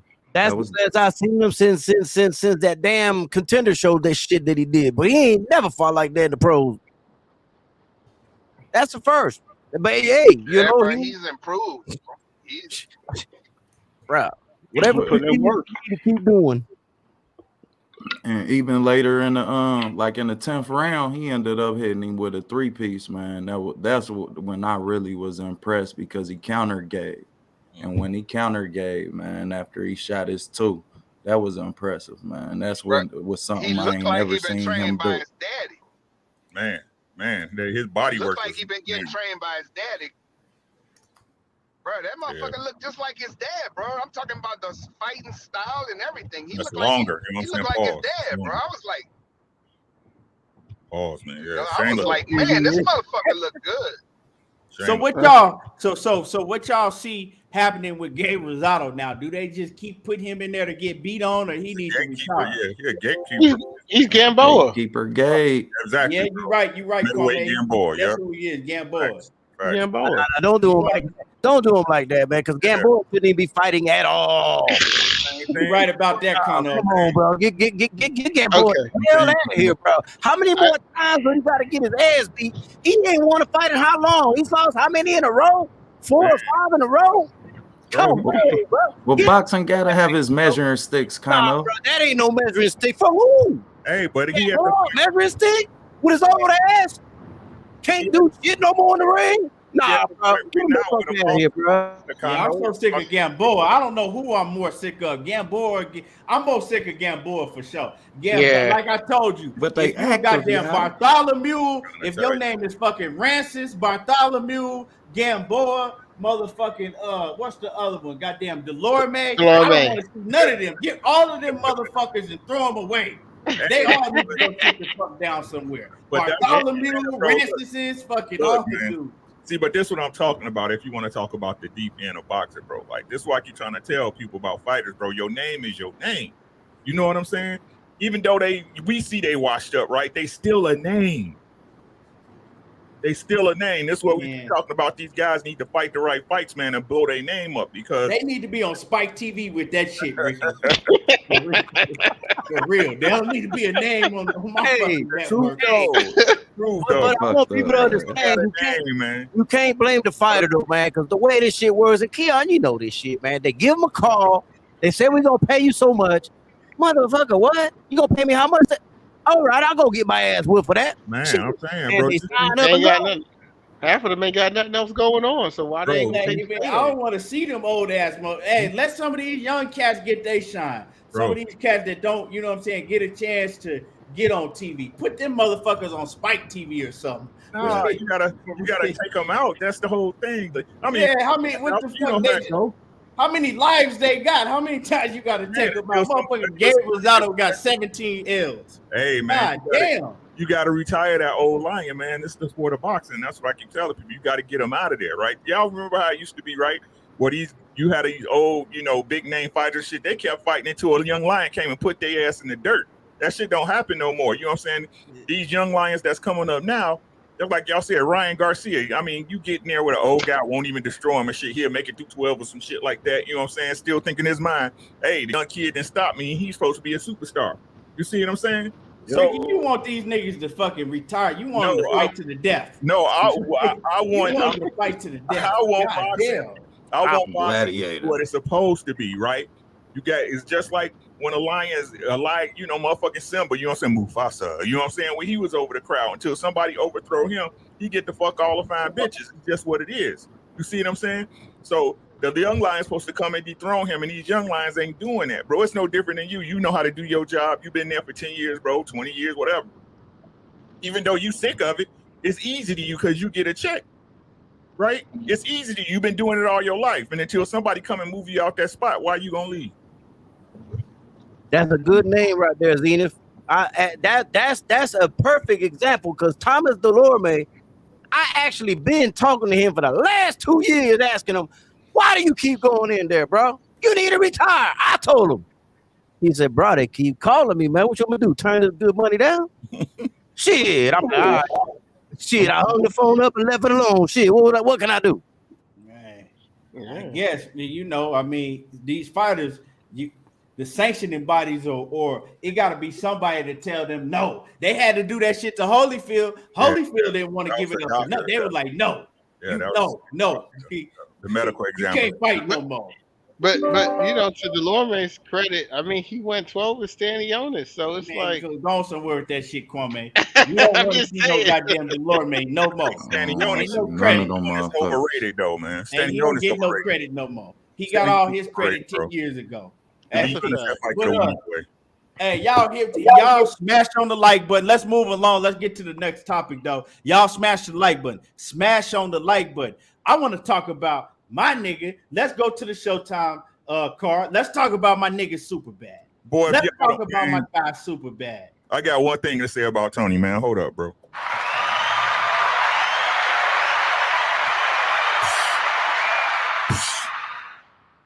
Tony Harris. Yeah, look, this what I said on Twitter, and I said on a couple of chats, bro. Tony Harrison Saturday night, bro. He fought like you teach it, bro. He boxed his ass off, my guy. Look, Tony Harrison was silky smooth in that bitch, bro. The jab was crispy, right? Using the jab to move that man in the counter shots and uppercuts, bro. Yo, Tony Harrison, bro. If Tony Harrison had power, he'd be a motherfucking problem for every single body at 154. I'm gonna tell you who Tony Harrison looked like. Man. Tell you who Tony here, and salute to the OG Dr. Mark Stearns off in that Cash App again, man. I appreciate you so much. I'm gonna tell you who he looked like. Go back. You see how Tony Harrison was turning them and popping them with the jab, catching them with the two. You know who he looked like, right? He looked like Gary Russell did when Gary Russell only had that one arm. Only difference was Gary Russell only had one arm. Tony Harrison had two. Go back and look. Those are boxing displays. That's boxing right there. You know what I'm saying? I'm gonna go ahead and I'm gonna go in a different order. I'm gonna go to Coach. I'm gonna let him go. Then I'm gonna go to OTB, and then I'm gonna go to knockout, and I'm gonna go like that. So I'm gonna let y'all cook. Man, Tony Harrison looked excellent, bro. He looked great. He was smooth as butter. But this is the only but that we have to also consider. Sergio Garcia is trash. So you gotta remember that. But don't say that. That dude is garbage. Y'all can sit there, bro. You look his stance, his head way up in the air. He kept getting his head knocked back, bro. He was his punches, the way he punches is horrible. I mean, Tony looked good against that opponent, and his feet were incredible. His jab was on point. I hope you saying Fundora trash too. I hate to interrupt you, but I hope you saying Fundora is trash too. I'm gonna say when we get to that, I'll tell you my opinion about that whole fight. And you know, hey, it is what it is. But I'll let y'all know why Fundora has to fight the way he fight. He don't have a choice. He has to fight that way. So, but I mean, Tony looked great, bro. He was smooth as butter, man. His feet, his movement, everything was just in sync and smooth. He looked great, bro. He looked great. That's all I got to say about it, man. That motherfucker was on point. He really looked good, bro. That's it, bro. I don't have nothing else to say about that. OTB. Tony Harrison did what we knew he was gonna do. He gave us 12 rounds where he boxed out 12 rounds. He lost the first. I had him losing 2 out of the first 3. But about the 4th round, he got into his groove, showed us who he was. We knew that was coming, but also we knew that Sergio Garcia ain't had no power to really keep him, but he didn't get comfortable either. He didn't get comfortable. He wasn't showing out. You know what I mean? He kept it. He really boxed for the whole fight. So that was impressive. But Sergio Garcia ain't packed a punch that he done had a problem with taking. So I can't sign off on him, but the west side of Detroit can be proud. Shit. And more than that, it's a fighter who done been knocked out, and been knocked down 3 times. He done lost damn near 4 fights. And he can still come back and be on that stage, man, and make us proud and make us want to see him as fans. That's rare in boxing, man. Motherfuckers drain out of boxing fast. Yeah. Anything else you want to add? Nah, that's all. Okay. My man Knockout. Man, Tony Harrison had a lot of great fights. He had the most decisive and the best performance of boxing out of everybody last night, in my opinion. I love the way that he kept walking Sergio Garcia into the jab, and he timed it so perfect. Like, if you really know, every time Garcia tried to plant to come forward, Tony Harrison threw that jab, and it made Garcia walk into that shit, which is why his head kept getting popped back so far. And the shit he made the shit look like it was a power shot, bro. But it was just a perfectly timed jab that he kept him on the end of. And this is a perfect example. A lot of people will say styles make fights, and that should be like some cliche shit. But when you really say it, this is the shit that people mean by when they really got an eye for the sport, because this is the same Sergio Garcia that made Sebastian Fundora look average, made him look normal and just pedestrian in there, bro. And then he goes in there against a guy like Tony Harrison, who he don't throw as much as Fundora. He maybe don't have the accumulation of damage that Fundora can inflict on you, but because of his foot movement, because of how skilled he is as a boxer and how elusive he is, Sergio Garcia couldn't even really get comfortable, get in on him. He kept getting turned and shit. The only time Tony Harrison fought off the ropes was when he wanted to, and when he was on that shit, he was countering and shit. I gave Garcia maybe the first round, And then after that, Tony Harrison, it was a whitewash to me. So I thought he had the best performance. I tell you this though, if I'm just nitpicking, he did look like he got tired Yep. around 9, around 10. Yep. So I got questions about him. You know, if it's a 12-round fight against somebody that got some pop, are you gonna pull another Charlo on us? Are you gonna be winning the fight, controlling the fight until you're not, and you get your ass caught because your wind ain't right and your conditioning ain't right? So I still got questions about his conditioning. And then the guys at the top of the division that he would have to beat, very tough matchups for him. You know, so I'm just looking forward to see what's next for him, man. Looks like they setting up him to fight Fundora. I don't know. But overall, man, he had the best performance last night, and that's really all I got, bro. I mean, not last night, Saturday night. He had the best performance, most decisive victory. I think his stock rose, you know, exponentially with the work that he put in on Sergio Garcia, bro. He gotta go fight Luis Arias, man. Luis Arias just lost to Devin Alexander, brother Vaughn Alexander, who's damn near 40 years old. He could sit his ass down somewhere. Yeah, Arias. Harrison should be back in the mix, bro. Like with the top dogs, in my opinion. Yeah, you got to put Harrison in the mix. You got to put him right up there because on any given night, if he can stay, you know what I'm saying, stay focused throughout a whole 12 rounds, he can beat any of them dudes with his boxing. Yeah, let Luis Arias, let him show us that Jerry Hurd just ain't already washed, and let him prove he can beat Sergio Garcia. Let him prove that. Then maybe we can talk. But I don't want to see him. I don't think he should get a shot at Harrison now. I think Harrison, he need to get, you know, he need that Tim Tszyu smoke or maybe even that Fundora smoke. Somebody like that, bro. He need like a top 5 to 7 guy to get himself in contention for a title shot. Anything else, I think, is a waste of his time, bro. I wouldn't even want to see it. And with him draining out like that late in that fight, boy, anybody that's a big puncher just gonna wait for their time. With a gas tank, yeah, with a tank. But that's what you're gonna have to go through because at 154, I mean, look, you got Charlo, you got Castano, you got Tszyu, you got Fundora. Man, you know what I'm saying? Fundora, get. You know, so big punch. What you mean, Kano? Fundura's overrated to me. So is Lubin overrated? No, we can't say that, Kano. Fundora got some shit.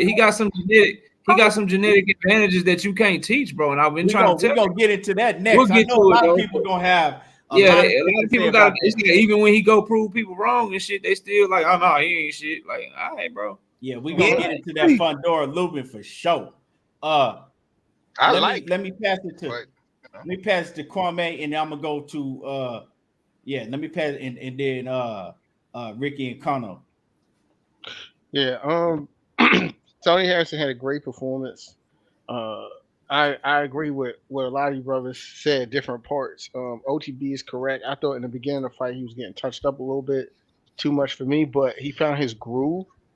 And I think what helped Tony Harrison out a lot, just listening to him, is like him working with those kids in his gym. Because like when you working with kids, like you're a teacher. And we saw a lot of great fundamentals from him. Like it was just like he just needed to get those couple rounds that he didn't do too well in the first 2 rounds. It's ring rust, what he went through with his dad, all that stuff. But then when he got back into the groove of fighting, you know what I'm saying? Like he got his rhythm back. Like, okay, yeah, this is it. This is what I do. We saw all those great fundamentals come out, and he seems like also like he's more at peace with himself. You know what I'm saying? With everything he had went through, he healed some. You know what I'm saying? So I was happy to see Tony do what he did. It was a great performance by him. But let's not get carried away. Tony Harrison is who he is. That stamina issue's always been an issue for him. That's not going to change down the stretch. You know, it's about matchups to be honest, because I don't think Tony Harrison could have beat Erickson Lubin that we saw, who lost to Fundora. You know, it's just based on matchups because Tony Harrison, you know, he gasses and he don't take power that well. You know, I'm not saying he got a bad chin, but you know, like he's been stopped before. So it's a matchup thing. I'm just happy to see the brother is back. You know, it's tough. What he went through, I can relate to it. His pops passed with COVID. My brother did, so I kind of can't relate to like how he felt and just him coming back the way that he did. He came back like a champion, and it just seemed like he had more purpose uh, in his life. You know what I'm saying? And I've got that out of him talking about bringing up the kids, bringing up donations to fix the gym so it don't rain on the kids, and I just think that he did a great job. I'm happy to see him back, and he definitely belongs up there with the top guys at 154. Can he be a world champion again at 154?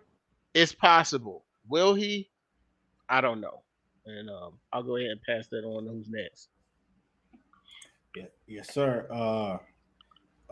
Kano. Man, I hear what everybody's saying, man. I thought he put on a masterclass, man.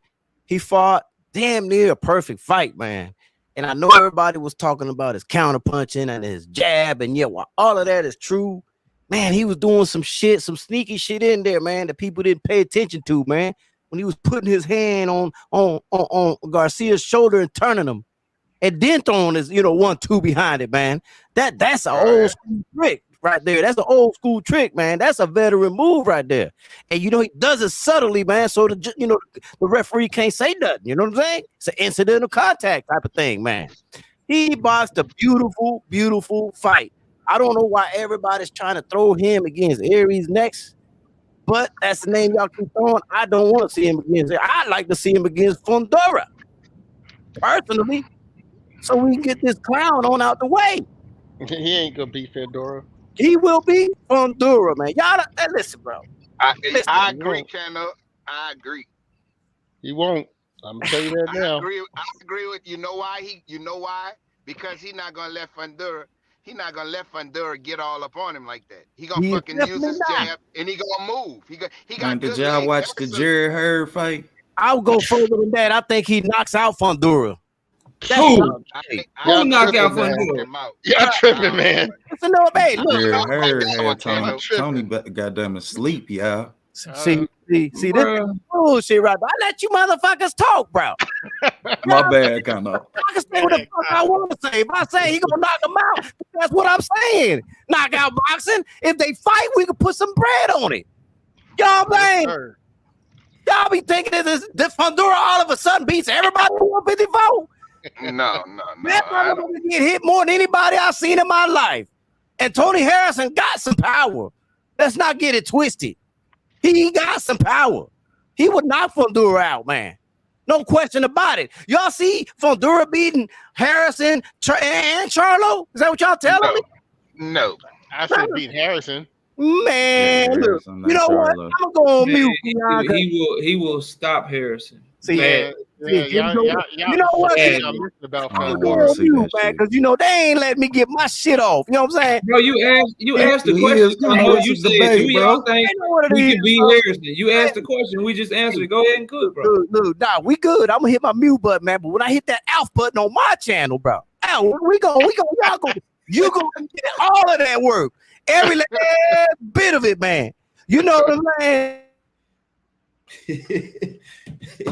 Hey, Kono try to get off on him.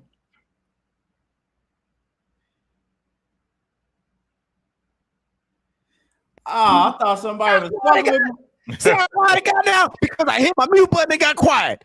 We let you pop your shit. I was looking at what Keon was looking at.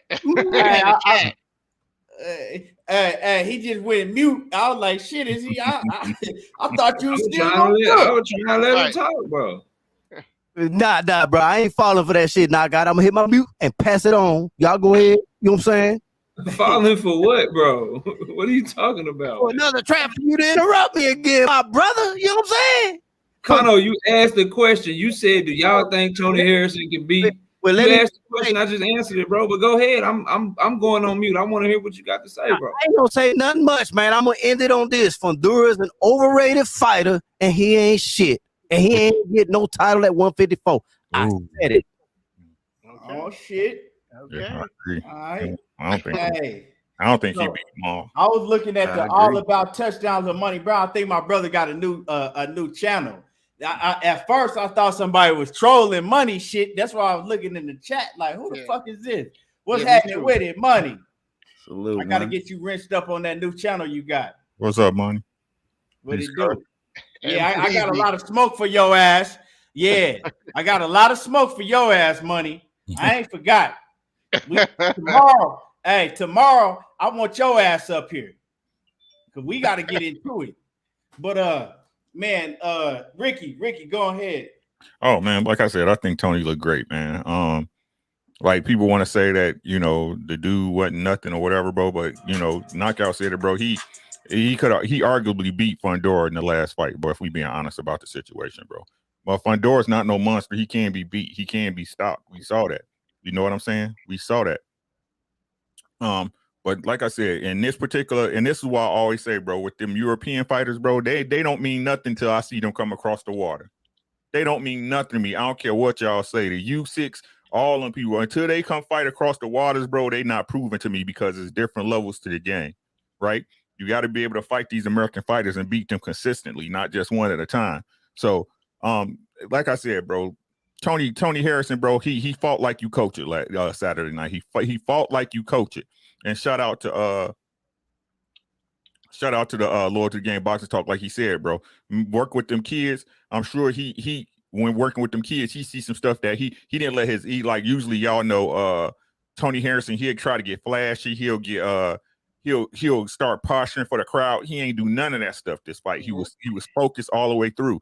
And I said this at the fight, bro. He lucky, like old boy lucky. Tony Harrison didn't want to walk forward on his ass, right? He lucky Tony Harrison was good with walking off the back foot, because when Tony Harrison was standing in front of him, he was able to go up and down stairs like with no problem. He just chose to fight the fight that was working for him, and I'm not mad at him. He looked great Saturday night. I don't know, like I said, as far as him fighting Fundora, I don't think he beat Fundora, but I'm gonna say this about Fundora, bro. Everybody face after this weekend better be looking like Lubin's. That's what I'm gonna say about Fundora. Every fighter he faced better be looking like Lubin's face after this weekend. All right. Who else? I think that's everybody. I think it's on me now then. Man, Tony Harrison, like I said, salute to my brother Tony Harrison, super bad. He went out there, man, and he did his thing. And like I said, he looked like Gary Russell to me. The only difference was Gary Russell only had one arm and he had two arms. You know, I mean, he made an adjustment. Just like I think it was OTB said that he was losing the first couple rounds. You know, he was letting Sergio Garcia press him, put him up against the ropes and get off on him, right? But he made an adjustment. And like Kano said, right? He was putting his arm on his shoulder and he was spinning him. He'll back out, pop the jab. And his footwork looked beautiful. He just displayed all of his boxing ability and he was very sharp. And by the time it came to like the seventh round, Sergio Garcia, he was frustrated. He didn't know what to do. He wasn't expecting to see that. And you could tell within his body language. He was lost. Mm-hmm. He was like, damn.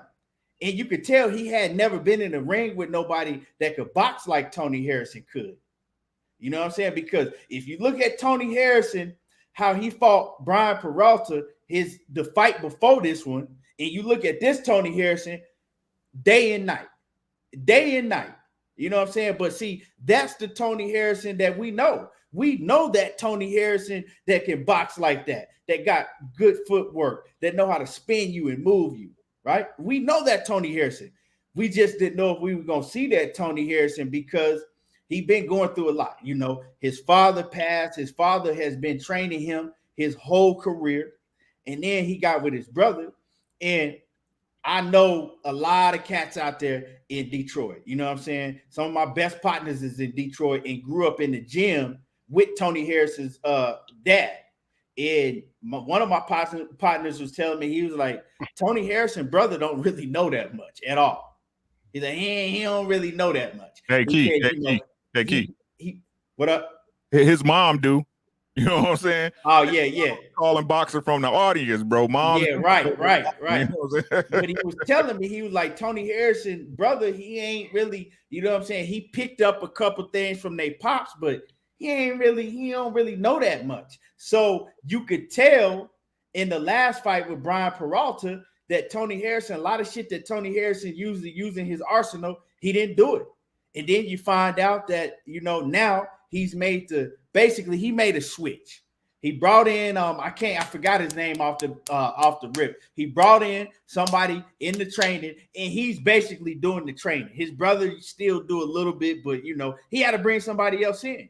And now you see Tony Harrison put it all together because he's doing all of these things in training. He's doing the things that his dad had him doing before in training that he didn't do his last training camp. Plus, now, like Kwame said, he's had a longer time to grieve. He told us himself he probably stepped back in the ring too soon after his father's death. So he's going through a lot.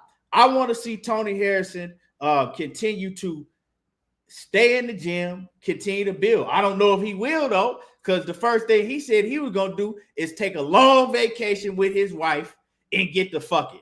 So, of course he going to do that. But after that, I don't know. I don't want him to take too long of a vacation because I want to see, super bad at the top again in the ring with one of these top guys at 154 pounds because on the right night, he can beat any one of these dudes. He can outbox any one of these fighters at the top of the division on the right night. Now, is he capable of getting knocked out by a Fundora or somebody? Of course. But like I said, on the right night, he's capable of beating any of them. And we saw a great boxing display Tony Harrison put on, man. We saw a great boxing display. And y'all hit the like button. Smash on the like button. Smash the like button if y'all ain't hit the like button. Just do boxing. What's happening with it, man? I see you. Salute. So let's get to it. Let's get to it, y'all. Hit the like button. We're going to get to it. Everybody want to hear about this Fundora and Lubin fight. It's a lot of talks going on. I'm going to get this out of the way first of all. Fundora and Lubin, to me, is the fight of the year.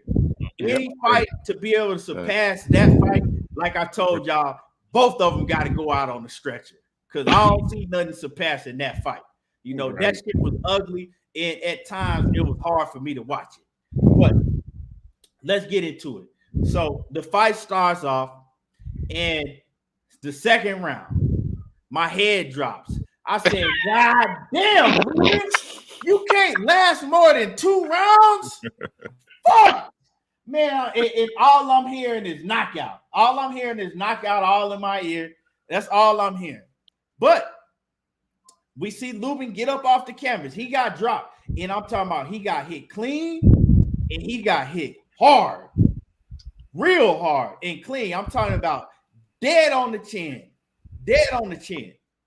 And he dropped like a motherfucking sack of potatoes.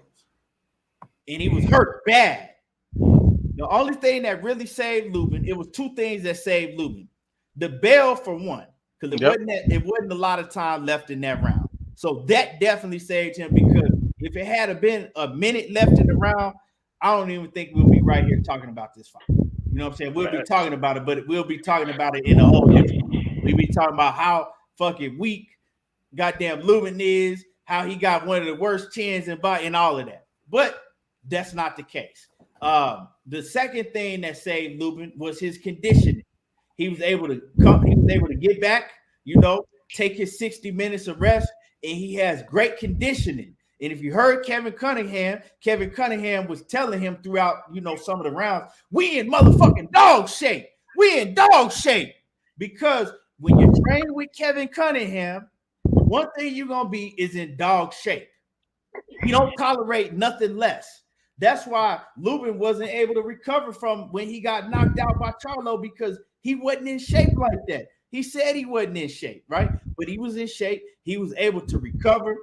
And y'all seen a fucking war. Y'all seen a war. I didn't like what I saw from Lubin, but is easier said than done. Now, Kevin Cunningham was telling Lubin all of the correct instructions. He was telling him, he was like, man, he was like, pivot and spin him, pivot and spin him. He was like, and then when he comes in on you, grab him, back out, tie him up, and then, you know what I'm saying, slide back out and reset. But he wasn't doing any of that stuff. The thing with me is easier said than done because y'all ain't been in the ring with a motherfucker that fight at 154 pounds, but he's 6'7" and got fucking Stretch Armstrong long ass arms that, you know what I'm saying, the motherfucker could shit and goddamn cook in the kitchen at the same time. He could be in the back bathroom taking a shit and cook at the same time like he in a goddamn studio apartment. You know what I'm saying? Hey, his arms is long as hell, so it's different. Usually when you got a fighter that has that, you know what I'm saying, reach like that, that's long as fuck like that, they kryptonite is for somebody to get on the inside and fight them on the inside. For Fundora, it's the fucking opposite. He could fight you on the goddamn outside, on the inside, and the power that he was generating on the inside, that shit was crazy to me.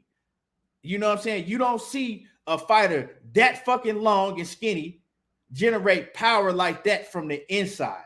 That was the difference. So, you know, when you saw Lubin trying to fight him on the outside, it was difficult for him because you trying to stay on the outside. Now you're not in range to hit him. And then you get in range, and Fundora was just closing distance on Lubin's ass real quick. He was closing the distance, right? And right there, that's where he want to be. He want to be on the inside. And Lubin, man, he was just getting hit with a million uppercuts, uppercut after uppercut after uppercut after uppercut. And he wasn't trying to pivot. He wasn't trying to turn Fundora. He didn't try to do none of that. And I know it's hard to do when you got a motherfucker that long, but he didn't even try to do it. And he just, you know, was banging with him. Now, Lubin did do well. He had a lot of success when he was fighting, you know, Fundora from the mid-range. When he's fighting him from the mid-range, he had a lot of success from the mid-range. And Fundora was there to be hit, and he was open with everything that Lubin threw at him from the mid-range. But Lubin continued to let Fundora close the distance on him, get on the inside, and that was the problem, you know. And Lubin, he showed a lot of flaws in his defensive game. Now, we know what happened, so I don't got to get into that. Lubin showed fucking tons of heart. I did not know that Erickson Lubin was that tough. Erickson Lubin, he didn't have no quit in him until about a round before that last round when the fight got stopped. You could tell Lubin started backing up against the ropes, and he wanted to quit. So motherfuckers that have a problem with Coach Cunningham saving his life and throwing in the towel, you have a motherfucking problem mentally, because Lubin wanted to quit, but he just wasn't going, you know what I'm saying? He's not going to tell you that. He wasn't going to go to the corner and say, stop the fight, but you could look at his body language and tell he was ready to go. You know what I'm saying? He didn't have nothing left. I think his shoulder was separated or out of socket or something. His jaw was broke. His nose was broke. He was fucked up. If y'all ain't never been in a fucking ring before, don't tell me that Kevin Cunningham shouldn't have stopped the fight. You want to see that man die? It's crazy because I was rooting for Lubin. Lubin, one of my favorite fighters, but I was jumping up and down in front of the TV and I was yelling for the fight to be stopped. I didn't want to see no more of that shit. That shit was bad. Y'all don't know what Lubin have to go through the next day when he fucking wake up and he can't even get out of bed. His fucking head is pounding, a headache he ain't never felt before. His whole body hurting. You know what I'm saying? He's concussed. This whole week, Lubin gonna suffer. This whole week. And then, you know what I'm saying, when they got to put him on fucking on Oxycontins and pain pills, and you know what I'm saying, he might get addicted to that shit. A lot of these fighters, y'all don't know what the fuck these fighters got to go through after a beating like that. Kevin Cunningham saved his life. That's what he did. He stopped the fight. Perfect time in stopping the fight. He might have should have stopped it before that, but you know, he gave him a chance. And yeah, the fight should have been stopped. He didn't have nothing left, and he was showing you that he didn't have nothing left in the tank. So shout out to Kevin Cunningham for making that call and stopping the fight. It should have been stopped. And you know, shout out to Erickson Lubin giving it his all. But we saw that he had flaws in his defense. And I know, you know, a lot of people now is saying, hey, Fundora, man, he looked like he was on something. And I'm going to be honest. I'm not going to sit here and accuse Sebastian Fundora of doping. I'm not going to accuse him of that. You know what I'm saying? I'm not going to accuse him of that. But I can say this. When I was watching the fight, and I said to myself, I said, man, this motherfucker looked like he owns something. He just keep coming, and he ain't got no stopping him. But I'm not going to accuse him of being on something, you know. One thing that I do know about Fundora is he trains all year round. He trains every day. And Fundora went on the Boxing Voice, and I like the kid. I like the kid's mentality. He said, oh, I don't have no off days. He said, I'm back in the gym tomorrow. He said, I don't drink. I don't party. I don't hang out with nobody. He said, I don't do none of that. My life is boxing.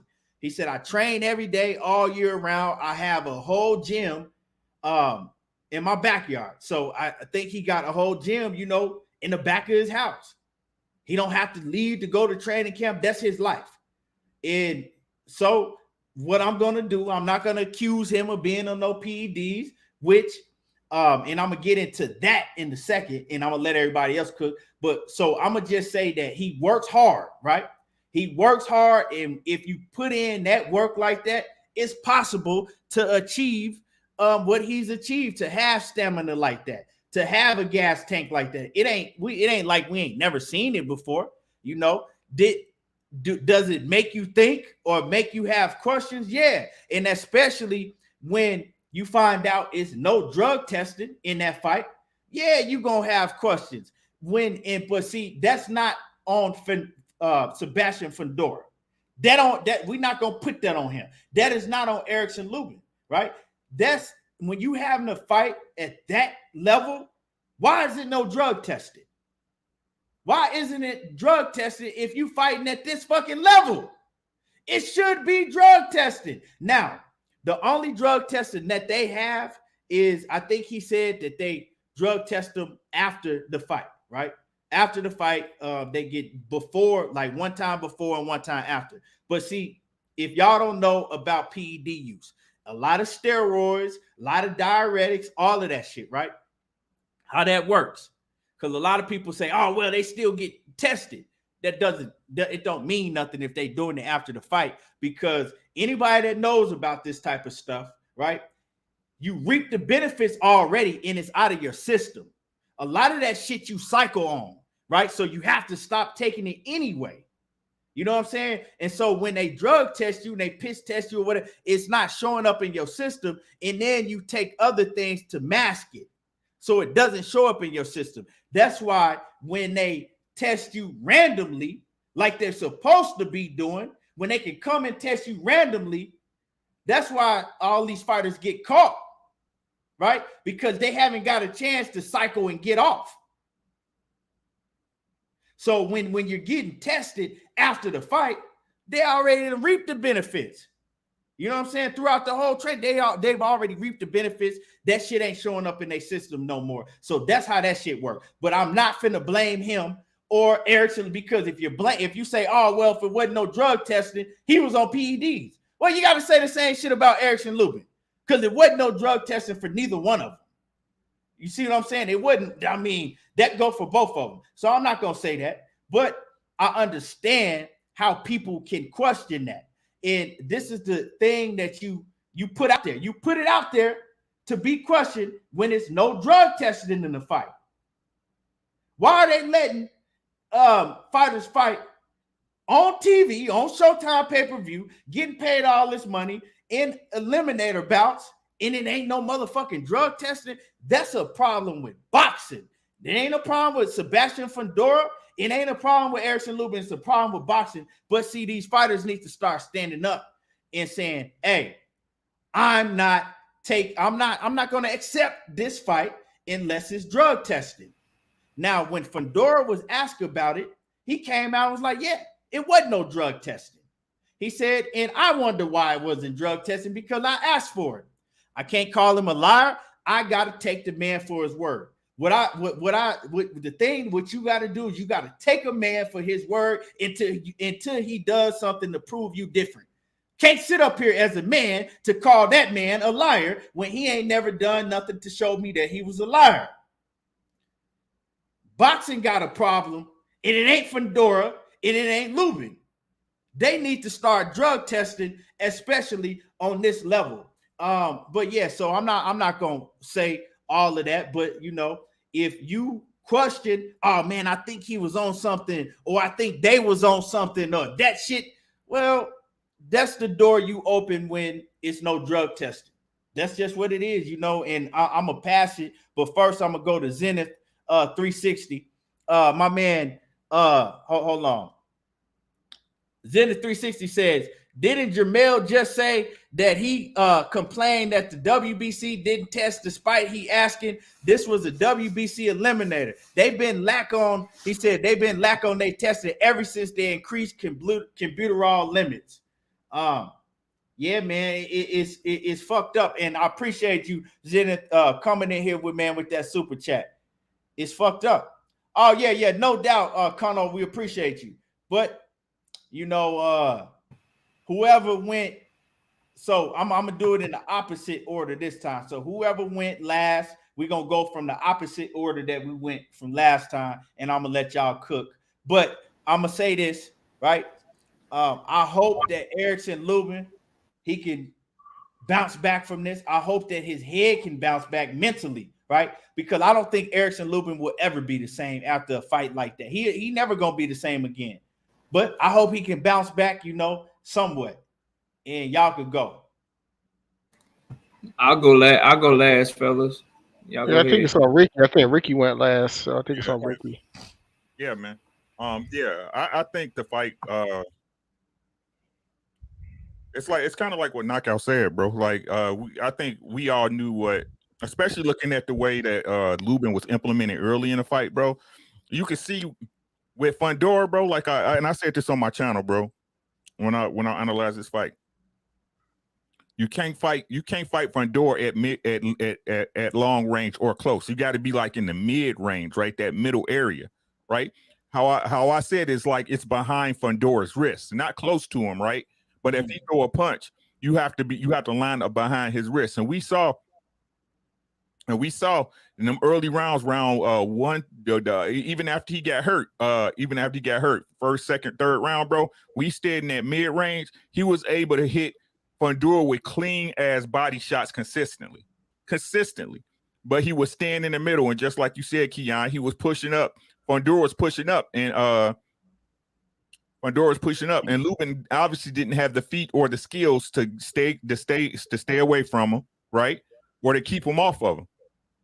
Now, I think it's exactly like everybody said when they saw this fight, just like when Coach Cunningham said, bro, you got to turn him. And we saw when he caught Fundora with the right hook, he had turned him and walked him right into a right hook. And that's what caught him right on the bridge of his nose and shook him. That could have happened all night. But unfortunately, Lubin couldn't make it happen. Plain and simple, short and sweet. It's exactly like Knockout said, bro. Fundora's activity, his ability to get his game plan off, you can't stop that activity, and that's really what was giving Lubin problems, is the activity. Now, like I said, I'm not accusing the man of nothing. What I'm saying is this. I seen him touch other fighters way more than he touched Lubin, and their face didn't look like that. That's what I'm saying. So if this is the new him, just like you said, bro, he's training at home. He's training every day, 365. He's doing all this. Then we should see these same results on anybody he faced that the fight goes similar or the same way. Yeah, if they get hit with that many uppercuts, yeah. That's all I'm saying. That's all I'm saying, right? Now, time reveals all truth. You ain't gonna know till it's past the point anyway. You know what I'm saying? But to again, to Knockout's credit, I gotta give him love. He calls his fight exactly how it happened, bro. They called it exactly how it was gonna happen. That man was gonna keep pressuring him. He throw too many punches in one round, and Lubin's around that 28, 28 to 30 mark as far as punches. And Lubin just couldn't box him long enough or box him good enough to negate his activity. And his activity was everything. And with this added strength and power, bro, that he can just figure your face like that. I mean, if you can't keep him off of you, I mean, he's gonna be a problem for everybody at 154. And I said this on Monty Brown last night, bro. Let me tell y'all something about boxing, man. Let me tell y'all something about boxing. It's different, right? It's different, right? When you know you a skilled fighter, you know you got some skills, bro, but you in there and you can't keep a man off you. Do y'all know what that feel like? It's the most humbling moment in your life, bro. It's the most honest moment you will ever have in your life. Right? So shout out, and I love seeing knockouts. I love, y'all know how I be saying, man, if it's a fight and it's close, man, don't let it go to no little fake stoppage, bro. Go ahead and finish that man off. But that fight, that was one of the best stoppages I seen by a corner. Thanks. That was one of the best stoppages I seen by a corner. There was no need to put that man through any more beatings. Thanks. He didn't throw no punches in the second half of that last round, bro. He was just like somebody stopped the fight. He was not returning fire. He was simply had his hands up, trying not to get hurt more than what he was. It was a great stoppage. It was a great stoppage, right? Where does Fundora go from here? He's in line to fight whoever wins against the Charlo Castano fight. I don't see him beating Charlo because Charlo gonna turn his ass. He gonna turn him, and really, that's all you got to do is turn him because his feet too fucking slow. And that's the honest to God truth. You turn him right into some shit. But to say again, if Charlo don't have enough power to keep him honest, the same shit can happen. And we see this motherfucker. He got a chin, and he can take it to the body because, man, look, Lubin was tearing his fucking body up, bro. That's what slowed him down in the middle of when he caught him. That's what slowed him down was them body shots, right? So he can be hurt. It's just, can you implement your game plan? And that's what it's gonna come down with this dude. Can you slow him down enough? Can you take enough of them shots, or is your defense good enough to negate his activity? Because otherwise, he's just gonna overwhelm you. That's really what's going on. He's got enough stamina. He's tough enough. He got enough heart to go through with his game plan. It's, can you negate that? That's the way I look at it. And like I said, Charlo gonna have to hurt the kid, but I think Charlo's not gonna let him get him up against the rope. Y'all know, Mel loved doing the gym exercise. He loved, walking a fight across the ring, around the ring. He did it with Banana. You know what I'm saying? So he'll walk you around the ring all night till he catch you with something. So we'll see. But again, great fight by Fundora, man. Shout out to the young bull. It was a great crossroads fight for both of them. Unfortunately, Lubin, he's gotten 2 shots at getting to the big show, and he's failed both of them. So he's got to go back. You know what I'm saying? I'm gonna be honest with you. This fight, the way his face looked, this is one of them fights that takes something out of most fighters, bro. Right? Jaw broke, shoulder out. He had a hematoma in the middle of his eyes. Nose was broke. You know what I'm saying? That was an ugly beat, man. But again, I want to commend him for his heart, but that heart don't get you no W. You know what I'm saying? Shout out to Fundora. It was a great win by him. And I look forward to seeing what he do in the future. Yeah. Yes. Salute to that, Ricky. All I'm gonna say is I saw this happening. That's why I picked Fundora. Just based off of when I say I saw the win happen, I'm not going to say I saw what happened to Lubin and the amount of damage he took, but I look at matchups, and the matchup I saw was a really tall guy with a lot of reach and who's very active. I didn't know too much about his chin. I learned a lot about it in this fight against a boxer puncher, who has good power but has a suspect chin. And I just feel like anytime you have someone who could take a better shot than you, if you can't take a shot and someone's throwing a lot of shots at you all the time, something's going to touch you. And from what I saw from Erickson Lubin in his last couple fights, it didn't take much for his bell to get rang. So I knew Fundora was going to throw a whole lot of punches. I knew something was going to catch him. I think Erickson Lubin, I feel like he did a really good job. It's just that his chin is what it is. I mean, the truth is, Jamel Charlo ruined him. It happens in boxing. You get hit, you get knocked out like that, where your body and your nervous system and your mind is disconnected, because that's what happened to him when Charlo stopped him. His body was moving, he was stiff.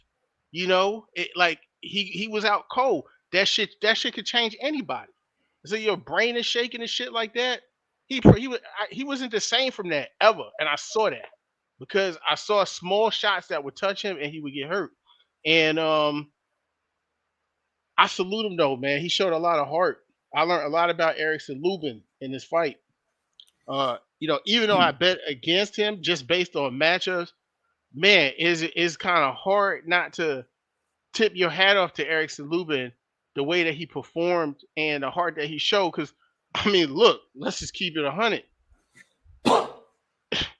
Chris Colbert looked like a straight hoe when he went down, and he ain't fight. You know what I'm saying? Lubin was knocked out cold before, and then knocked down in the second round, and he fought. And not only did he fight, I mean, he threw some heavy shit at Fundora. Them body shots, like Ricky was saying, those are some major body shots, man. I'm like Lubin could still punch. You know what I'm saying? Like, he's still a skilled dude, and he still got power. He still could punch, and he's just very talented. It's just that it's the game of boxing, man, and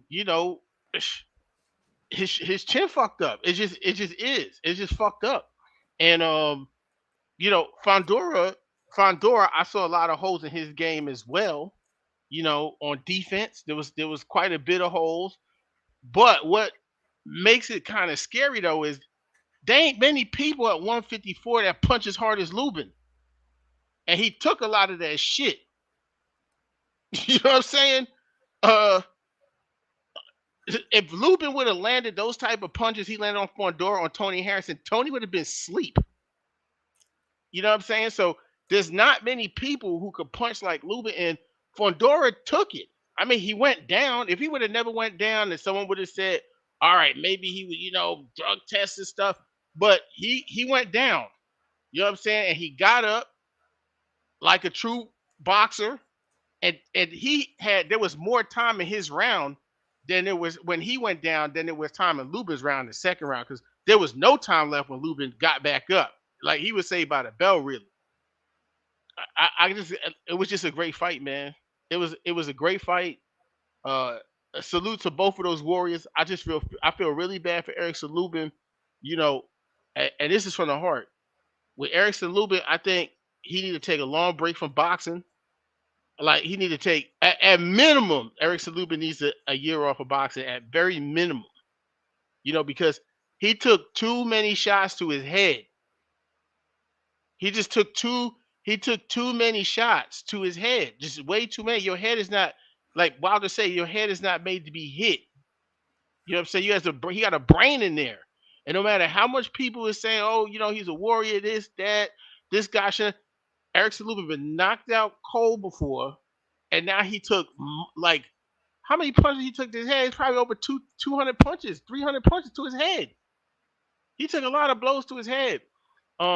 He's a young man. I don't want to see that man not able to talk or be like Muhammad Ali or stuttering or anything like that. Kevin Cunningham. You know what? I'm gonna say this. Kevin Cunningham has moved up to number 2 as my favorite trainer actively in boxing after what I saw him do. You know what I'm saying? He could save that man's life. Hopefully he saved him from some type of brain damage. But on top of that, the instructions he gave, because I listened, they were perfect instructions. And they worked at times when Lubin was able to get it off. The problem was he had a lot of shit coming at him, He was throwing an overhand right that I really liked. It was like a looping overhand right. And when Fundora would come charging in the beginning, he would take a lot of steps forward and try to cut off the ring. Lubin would hit him with big shots moving backwards, but he just wasn't able to keep him off of him. And once he went down in the second round and he was hurt, because I mean his legs weren't all the way there in the second round when he got up and he was holding on to the ropes. I mean, a guy like Fundora, he gonna take advantage. He gonna do what he does best as a fighter, which is he's gonna throw a lot of punches at you. Now that he's even more confident, and it was just a problem for Lubin. So definitely fighter of the year candidate. I think is up there with a Ward Gotti type fight. To be quite honest, to go down as like maybe one of the best back and forth fights of all time if you look at it. But I hope Erickson Lubin's health is great, and Fundora, he a problem for anybody. I'm not saying he could knock everyone out, but just based on his height and what he does, and if his chin is what I saw, if that's consistent, he gonna be tough for anybody.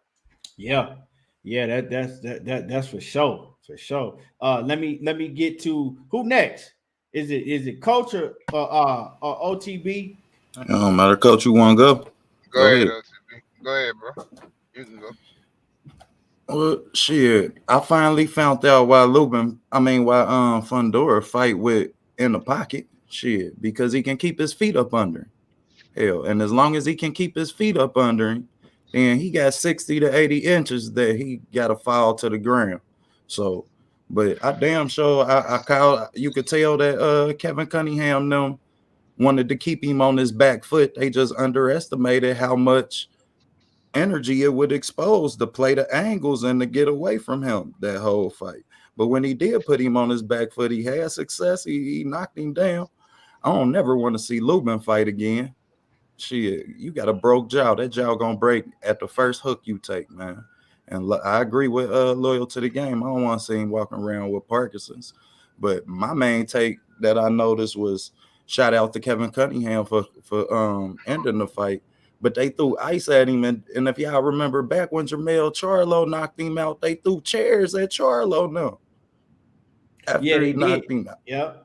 Yeah, man, Lubin them peoples be tripping, man. So yeah, y'all bugging, bro. He saved your people's life, and then the first time that man got his ass knocked out on his own. He made show all you motherfuckers was there, and y'all just keep acting a goddamn fool every time. And so, nah, man, he don't need to box no more. And he had a great career, man. He fought the best of them. Mind y'all, the ties that he has to this city. I live in Cincinnati, so he just had Jamonte Clark and camp with him. They all up in Colorado still right now. So that was my guy, man. I picked this fight with my heart, so it hurt my heart to see him really dismembered like that. I told y'all Fundora leaned over a lot, so a lot of that facial damage and facial swelling came from them shoulders too. He took a lot of shoulders with no head movement fighting that close in the pocket. And if you don't got no active jab, you're not beating Fundora. I'm telling you right now. If you run 4 miles a day as a boxer and you about to fight him, you need to run 8. Because if your legs ain't in supreme shape, man, and you can't control the angles in order to turn him consistently, man, then he gonna whoop your ass, because that's a lot of pressure to have on you from somebody who, like Knockout said, can take 2 steps and he with your ass in the corner now. So you got to get on that bicycle a lot. But I ain't gonna take too much time out, man. I was impressed with the fight. Definitely fight of the year. I don't want to see it beat out.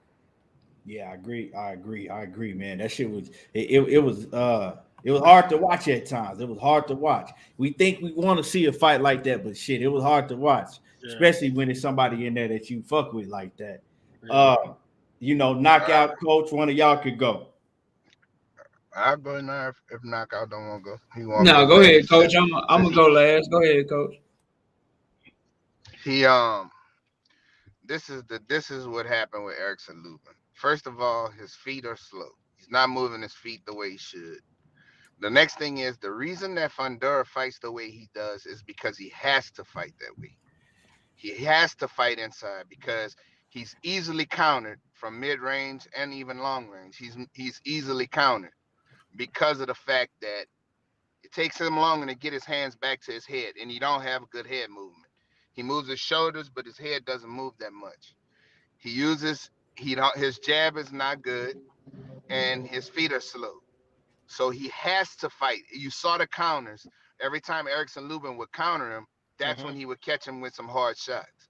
Fundora has to fight that way because it takes him longer to get his hands back to his head. And if he get countered, he gonna get hit. This is the way he protects himself, by having a lot of offense and getting up close to you. Now the problem with Erickson Lubin is that his IQ is not that good.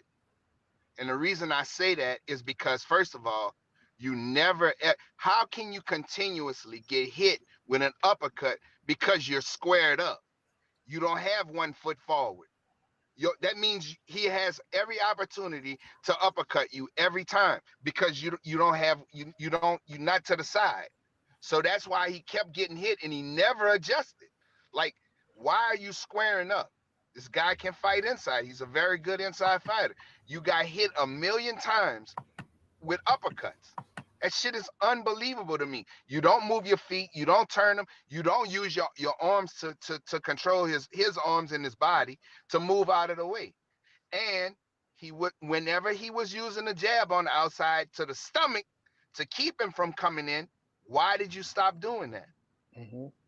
Why would you stop using your jab to get distance from him, knowing that you can counterpunch and beat him on the outside? Instead, you let him walk up on you, and you stand there squared up and get hit in the chin. That's not very intelligent.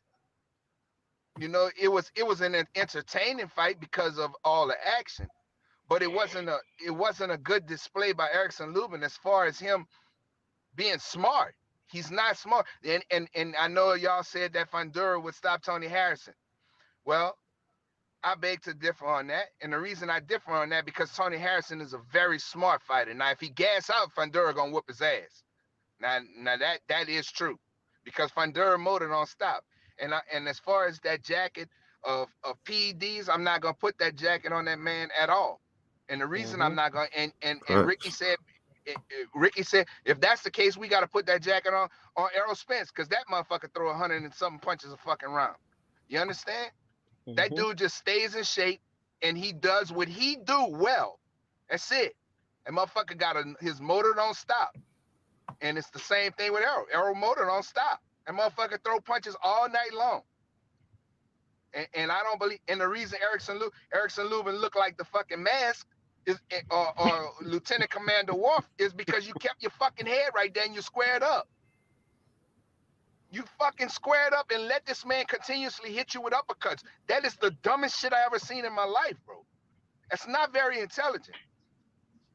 And then the shit, when you having success in between at mid-range, you change up. And you saying Kevin Cunningham had him in shape. Did he have his legs in shape? That's the thing. You got to have good feet when you fight a guy like that, because he was moving in slow motion. His feet were moving in slow motion. You wasn't gaining distance from this guy. And don't get me wrong, Fundora can catch up to you faster because he has longer legs. But the point is, that's why you use that jab to the midsection, even if you can't reach his head. That jab to the midsection keeps him off to where you can turn and get shots from the sides.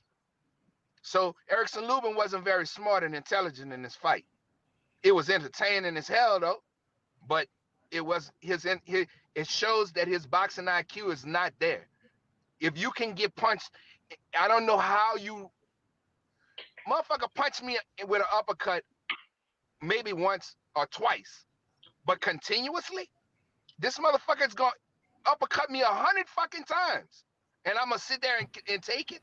Come on, man, that didn't make sense to me. You know, you have to be able to think in the ring, and because of the pressure, all of his thoughts were gone. All of his thoughts were gone. It's sort of like panicking, not knowing what to do.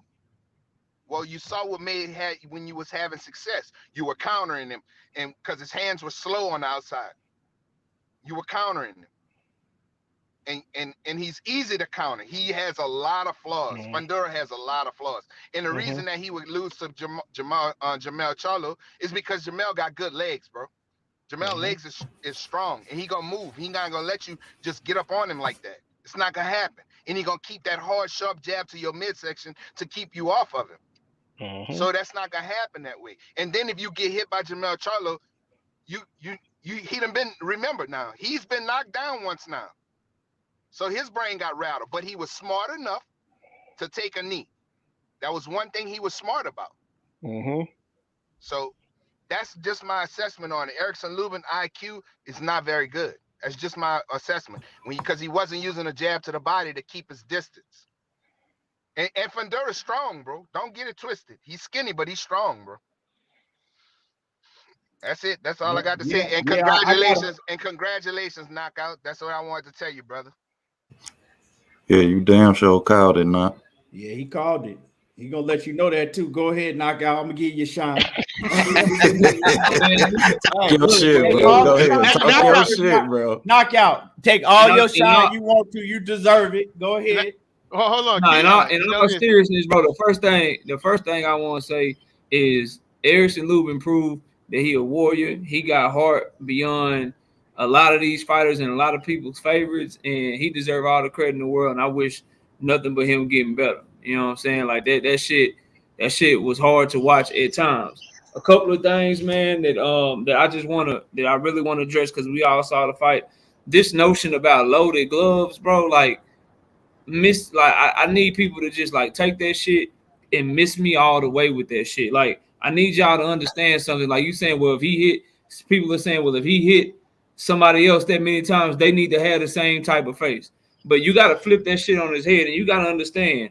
And y'all can all go do y'all research. Y'all know I do mine. This information is out there for everybody in the chat, everybody on the panel to go check for yourself. Erickson Lubin only got hit by 8 punches per round against Rosario. He got hit 8 punches per round against Goucher.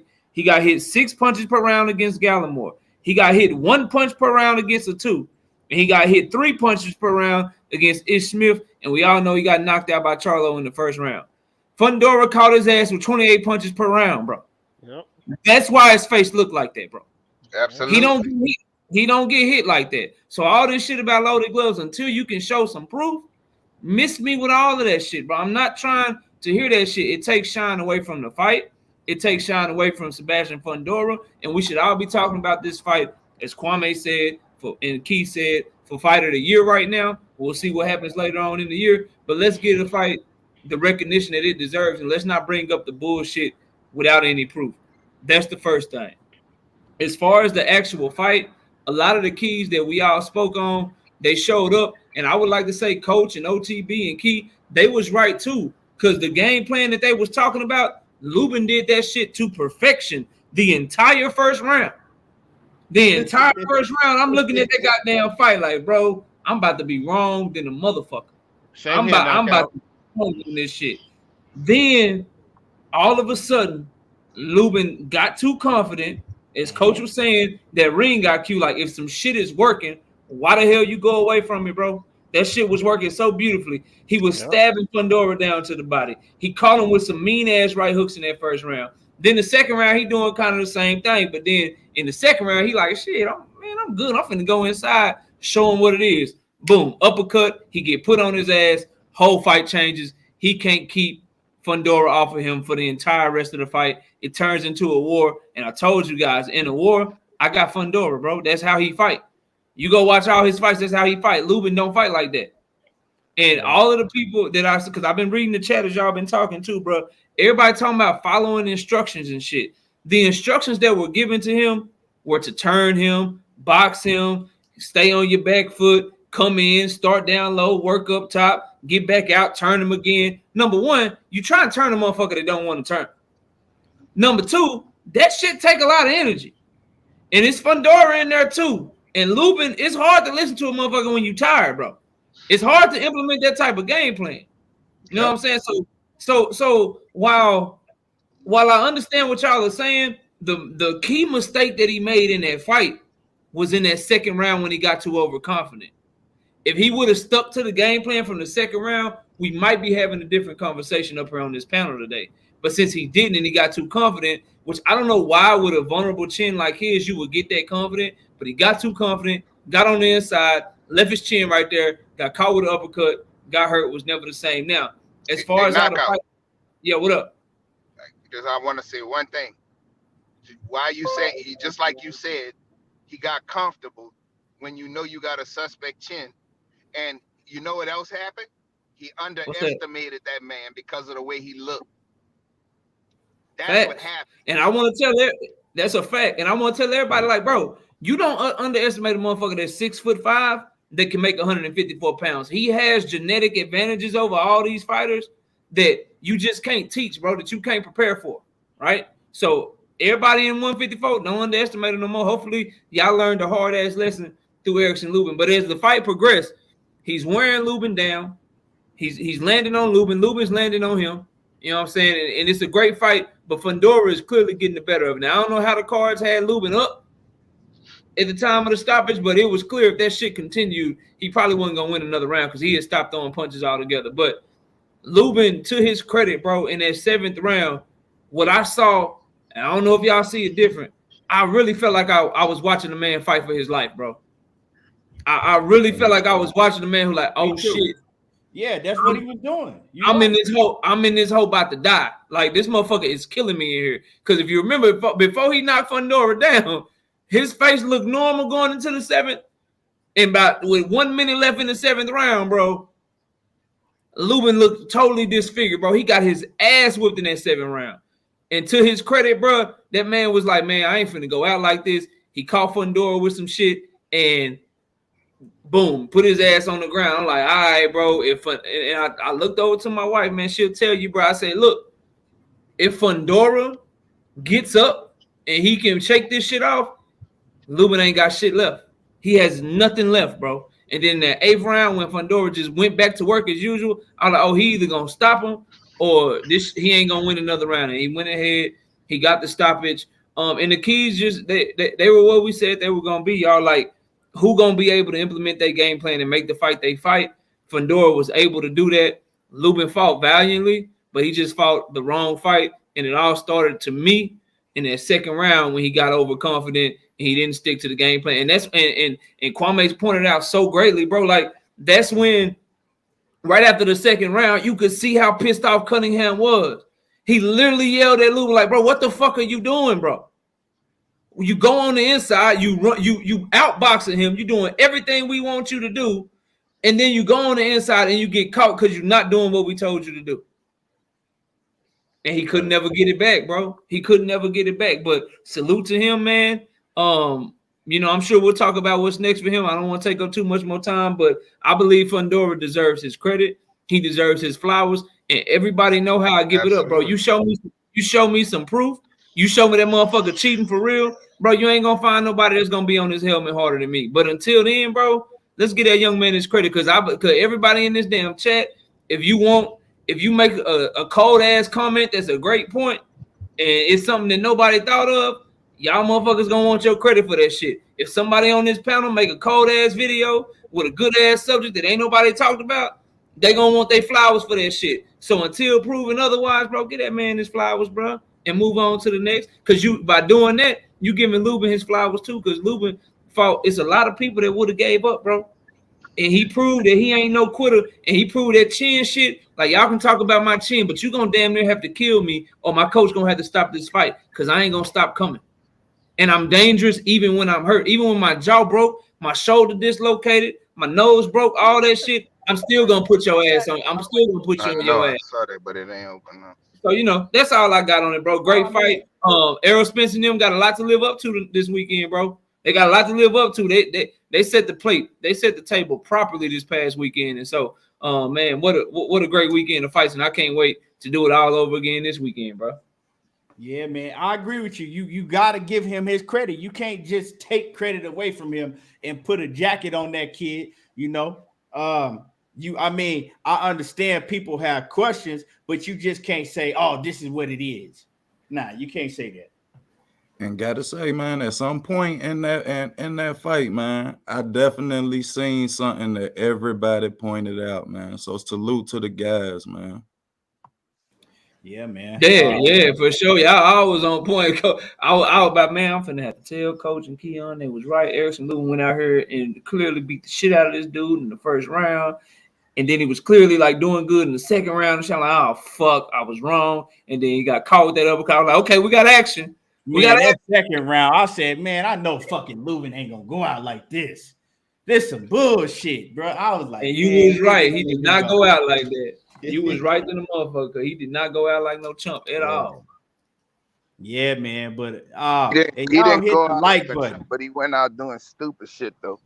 He went out not executing his game plan because just like he said, right? He did his best though, Coach. That's all we can ask. If he did his best, he did his best. You know, he just got exploited. A lot of his ring IQ. You know what I'm saying? That he don't have the best ring IQ that got exploited. Things got exploited, but he did his best. And at the end of the day, you know, I gotta salute him because that's all we can ask for. When you go out there and fight like that, I don't got nothing bad to say about you. You know, you did your best, and you gave everything you had as a person. But you know what was frustrating though? I know that Kevin Cunningham was getting so frustrated. You know what I'm saying? When you got your fighter and you talking to him, and everything that you went over, you just take it and just wipe your ass with it and do what you want to do. That shit is hard to accept, bro. It is. You know. Yeah, but Coach, at the end of the day, you know, hey, he gave it his all, though. He gave it his all. Yeah. But everybody that's in the building, smash on the like button. Hit my like button. Hit the like button, man. We had a great show, a great panel. Everybody was up here cooking. Everybody had their own opinions. Like I said, it is fight week, so y'all know it's going down. Y'all know it's going down. I'm definitely gonna do a show tomorrow. I'm gonna try to do a show for y'all Wednesday, and then you know Thursday. I'm heading to Dallas on Thursday, so we already know what it is from there. It's man down all the way. Coach, what's happening, Coach? You gonna make it? Yeah, I'm gonna be out there, bro. Okay, hell yeah. Yeah, I got the word from my boy today, bro. I'm gonna be out there. Yes, sir. You bringing the missus? She gonna be at my cousin's house out there in Grand Prairie. Oh, okay. Yeah. My cousin stay in Grand Prairie. Yeah. Yep. So yeah. I knock out. I know you're gonna be in the building, right? Oh man, yeah. I'm right here already. So shit. Y'all need to hit me up when y'all get here, bro. You already know. And Kwame, you sitting this one out, huh? Yeah, I gotta sit this one out, man. Right now I have y'all on mute. Like I'm literally in the process of buying a house in DC. So shit, yeah, man! You one moving ass man. Bro. You didn't move more times. Nah, I went from Philly out here to Virginia. But I literally, like, when I look out my window, like I get into DC in 5 minutes. I'm right there. So my wife worked for the government, so we down here. Okay. You know what I'm saying? And so I work from home. So yeah, I mean, look, I work for Comcast, so I get 20% on pay-per-view, and my cable bill is very cheap. So. You know, I don't order the fight last week. I think my whole cable bill, once I order the fight, will be like $90. So you can't beat that. You know what I'm saying? You can't beat that with a motherfucking spike back. Hey, John Kramer said he's leaving out on Wednesday. You already know. Yes, sir. Man, DM me when you DM me on Instagram when you know what I'm saying, when you touch down. And OTB, I know you ordering it. Yeah, you know I'm ordering it. Hey, don't stream it. You can't. Don't stream it. Nah, we locked in, man. Locked in. Yes, sir. You know what I'm saying? Let's run them numbers up for EJ. You know, so we could get the goddamn. First of all, because he deserved it. You know what I'm saying? He deserved for everybody to buy his pay-per-view because he only fights the best. And then we want to buy the pay-per-view because we don't want them having no excuses to not want to put on the Terrence Crawford and Errol Spence fight. So if you a nigga, before some people get it wrong, if you are a person, right? If you a boxing or so-called boxing fan that say, I ain't ordering that. I'm streaming the fight, right? And then crying about, man, they don't want to put on Errol Spence and Terrence Crawford. Well, you the part of the problem, so I don't need you to cry about that fight or no other fight. You know what I'm talking about? If you talking about, oh, I'm going to stream it, you are the reason. If the fight between Errol Spence and Terrence Crawford might not happen, well, you the reason why. You the reason why that Terrence Smith had a nerve enough to come out and say what he said about, you know, the Errol Spence and Terrence Crawford fight. So remember that. But with that being said, let's all hit the like button once again. If you ain't hit the like button, a great show. I will be back tomorrow. We will be cooking again.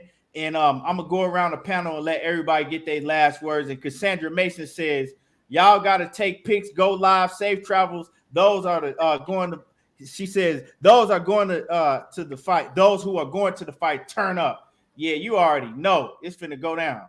But let me go around the building. Let me go. I'm gonna start from the bottom up. Let me go to my man OTB. Let me get your last words before we get up out of here.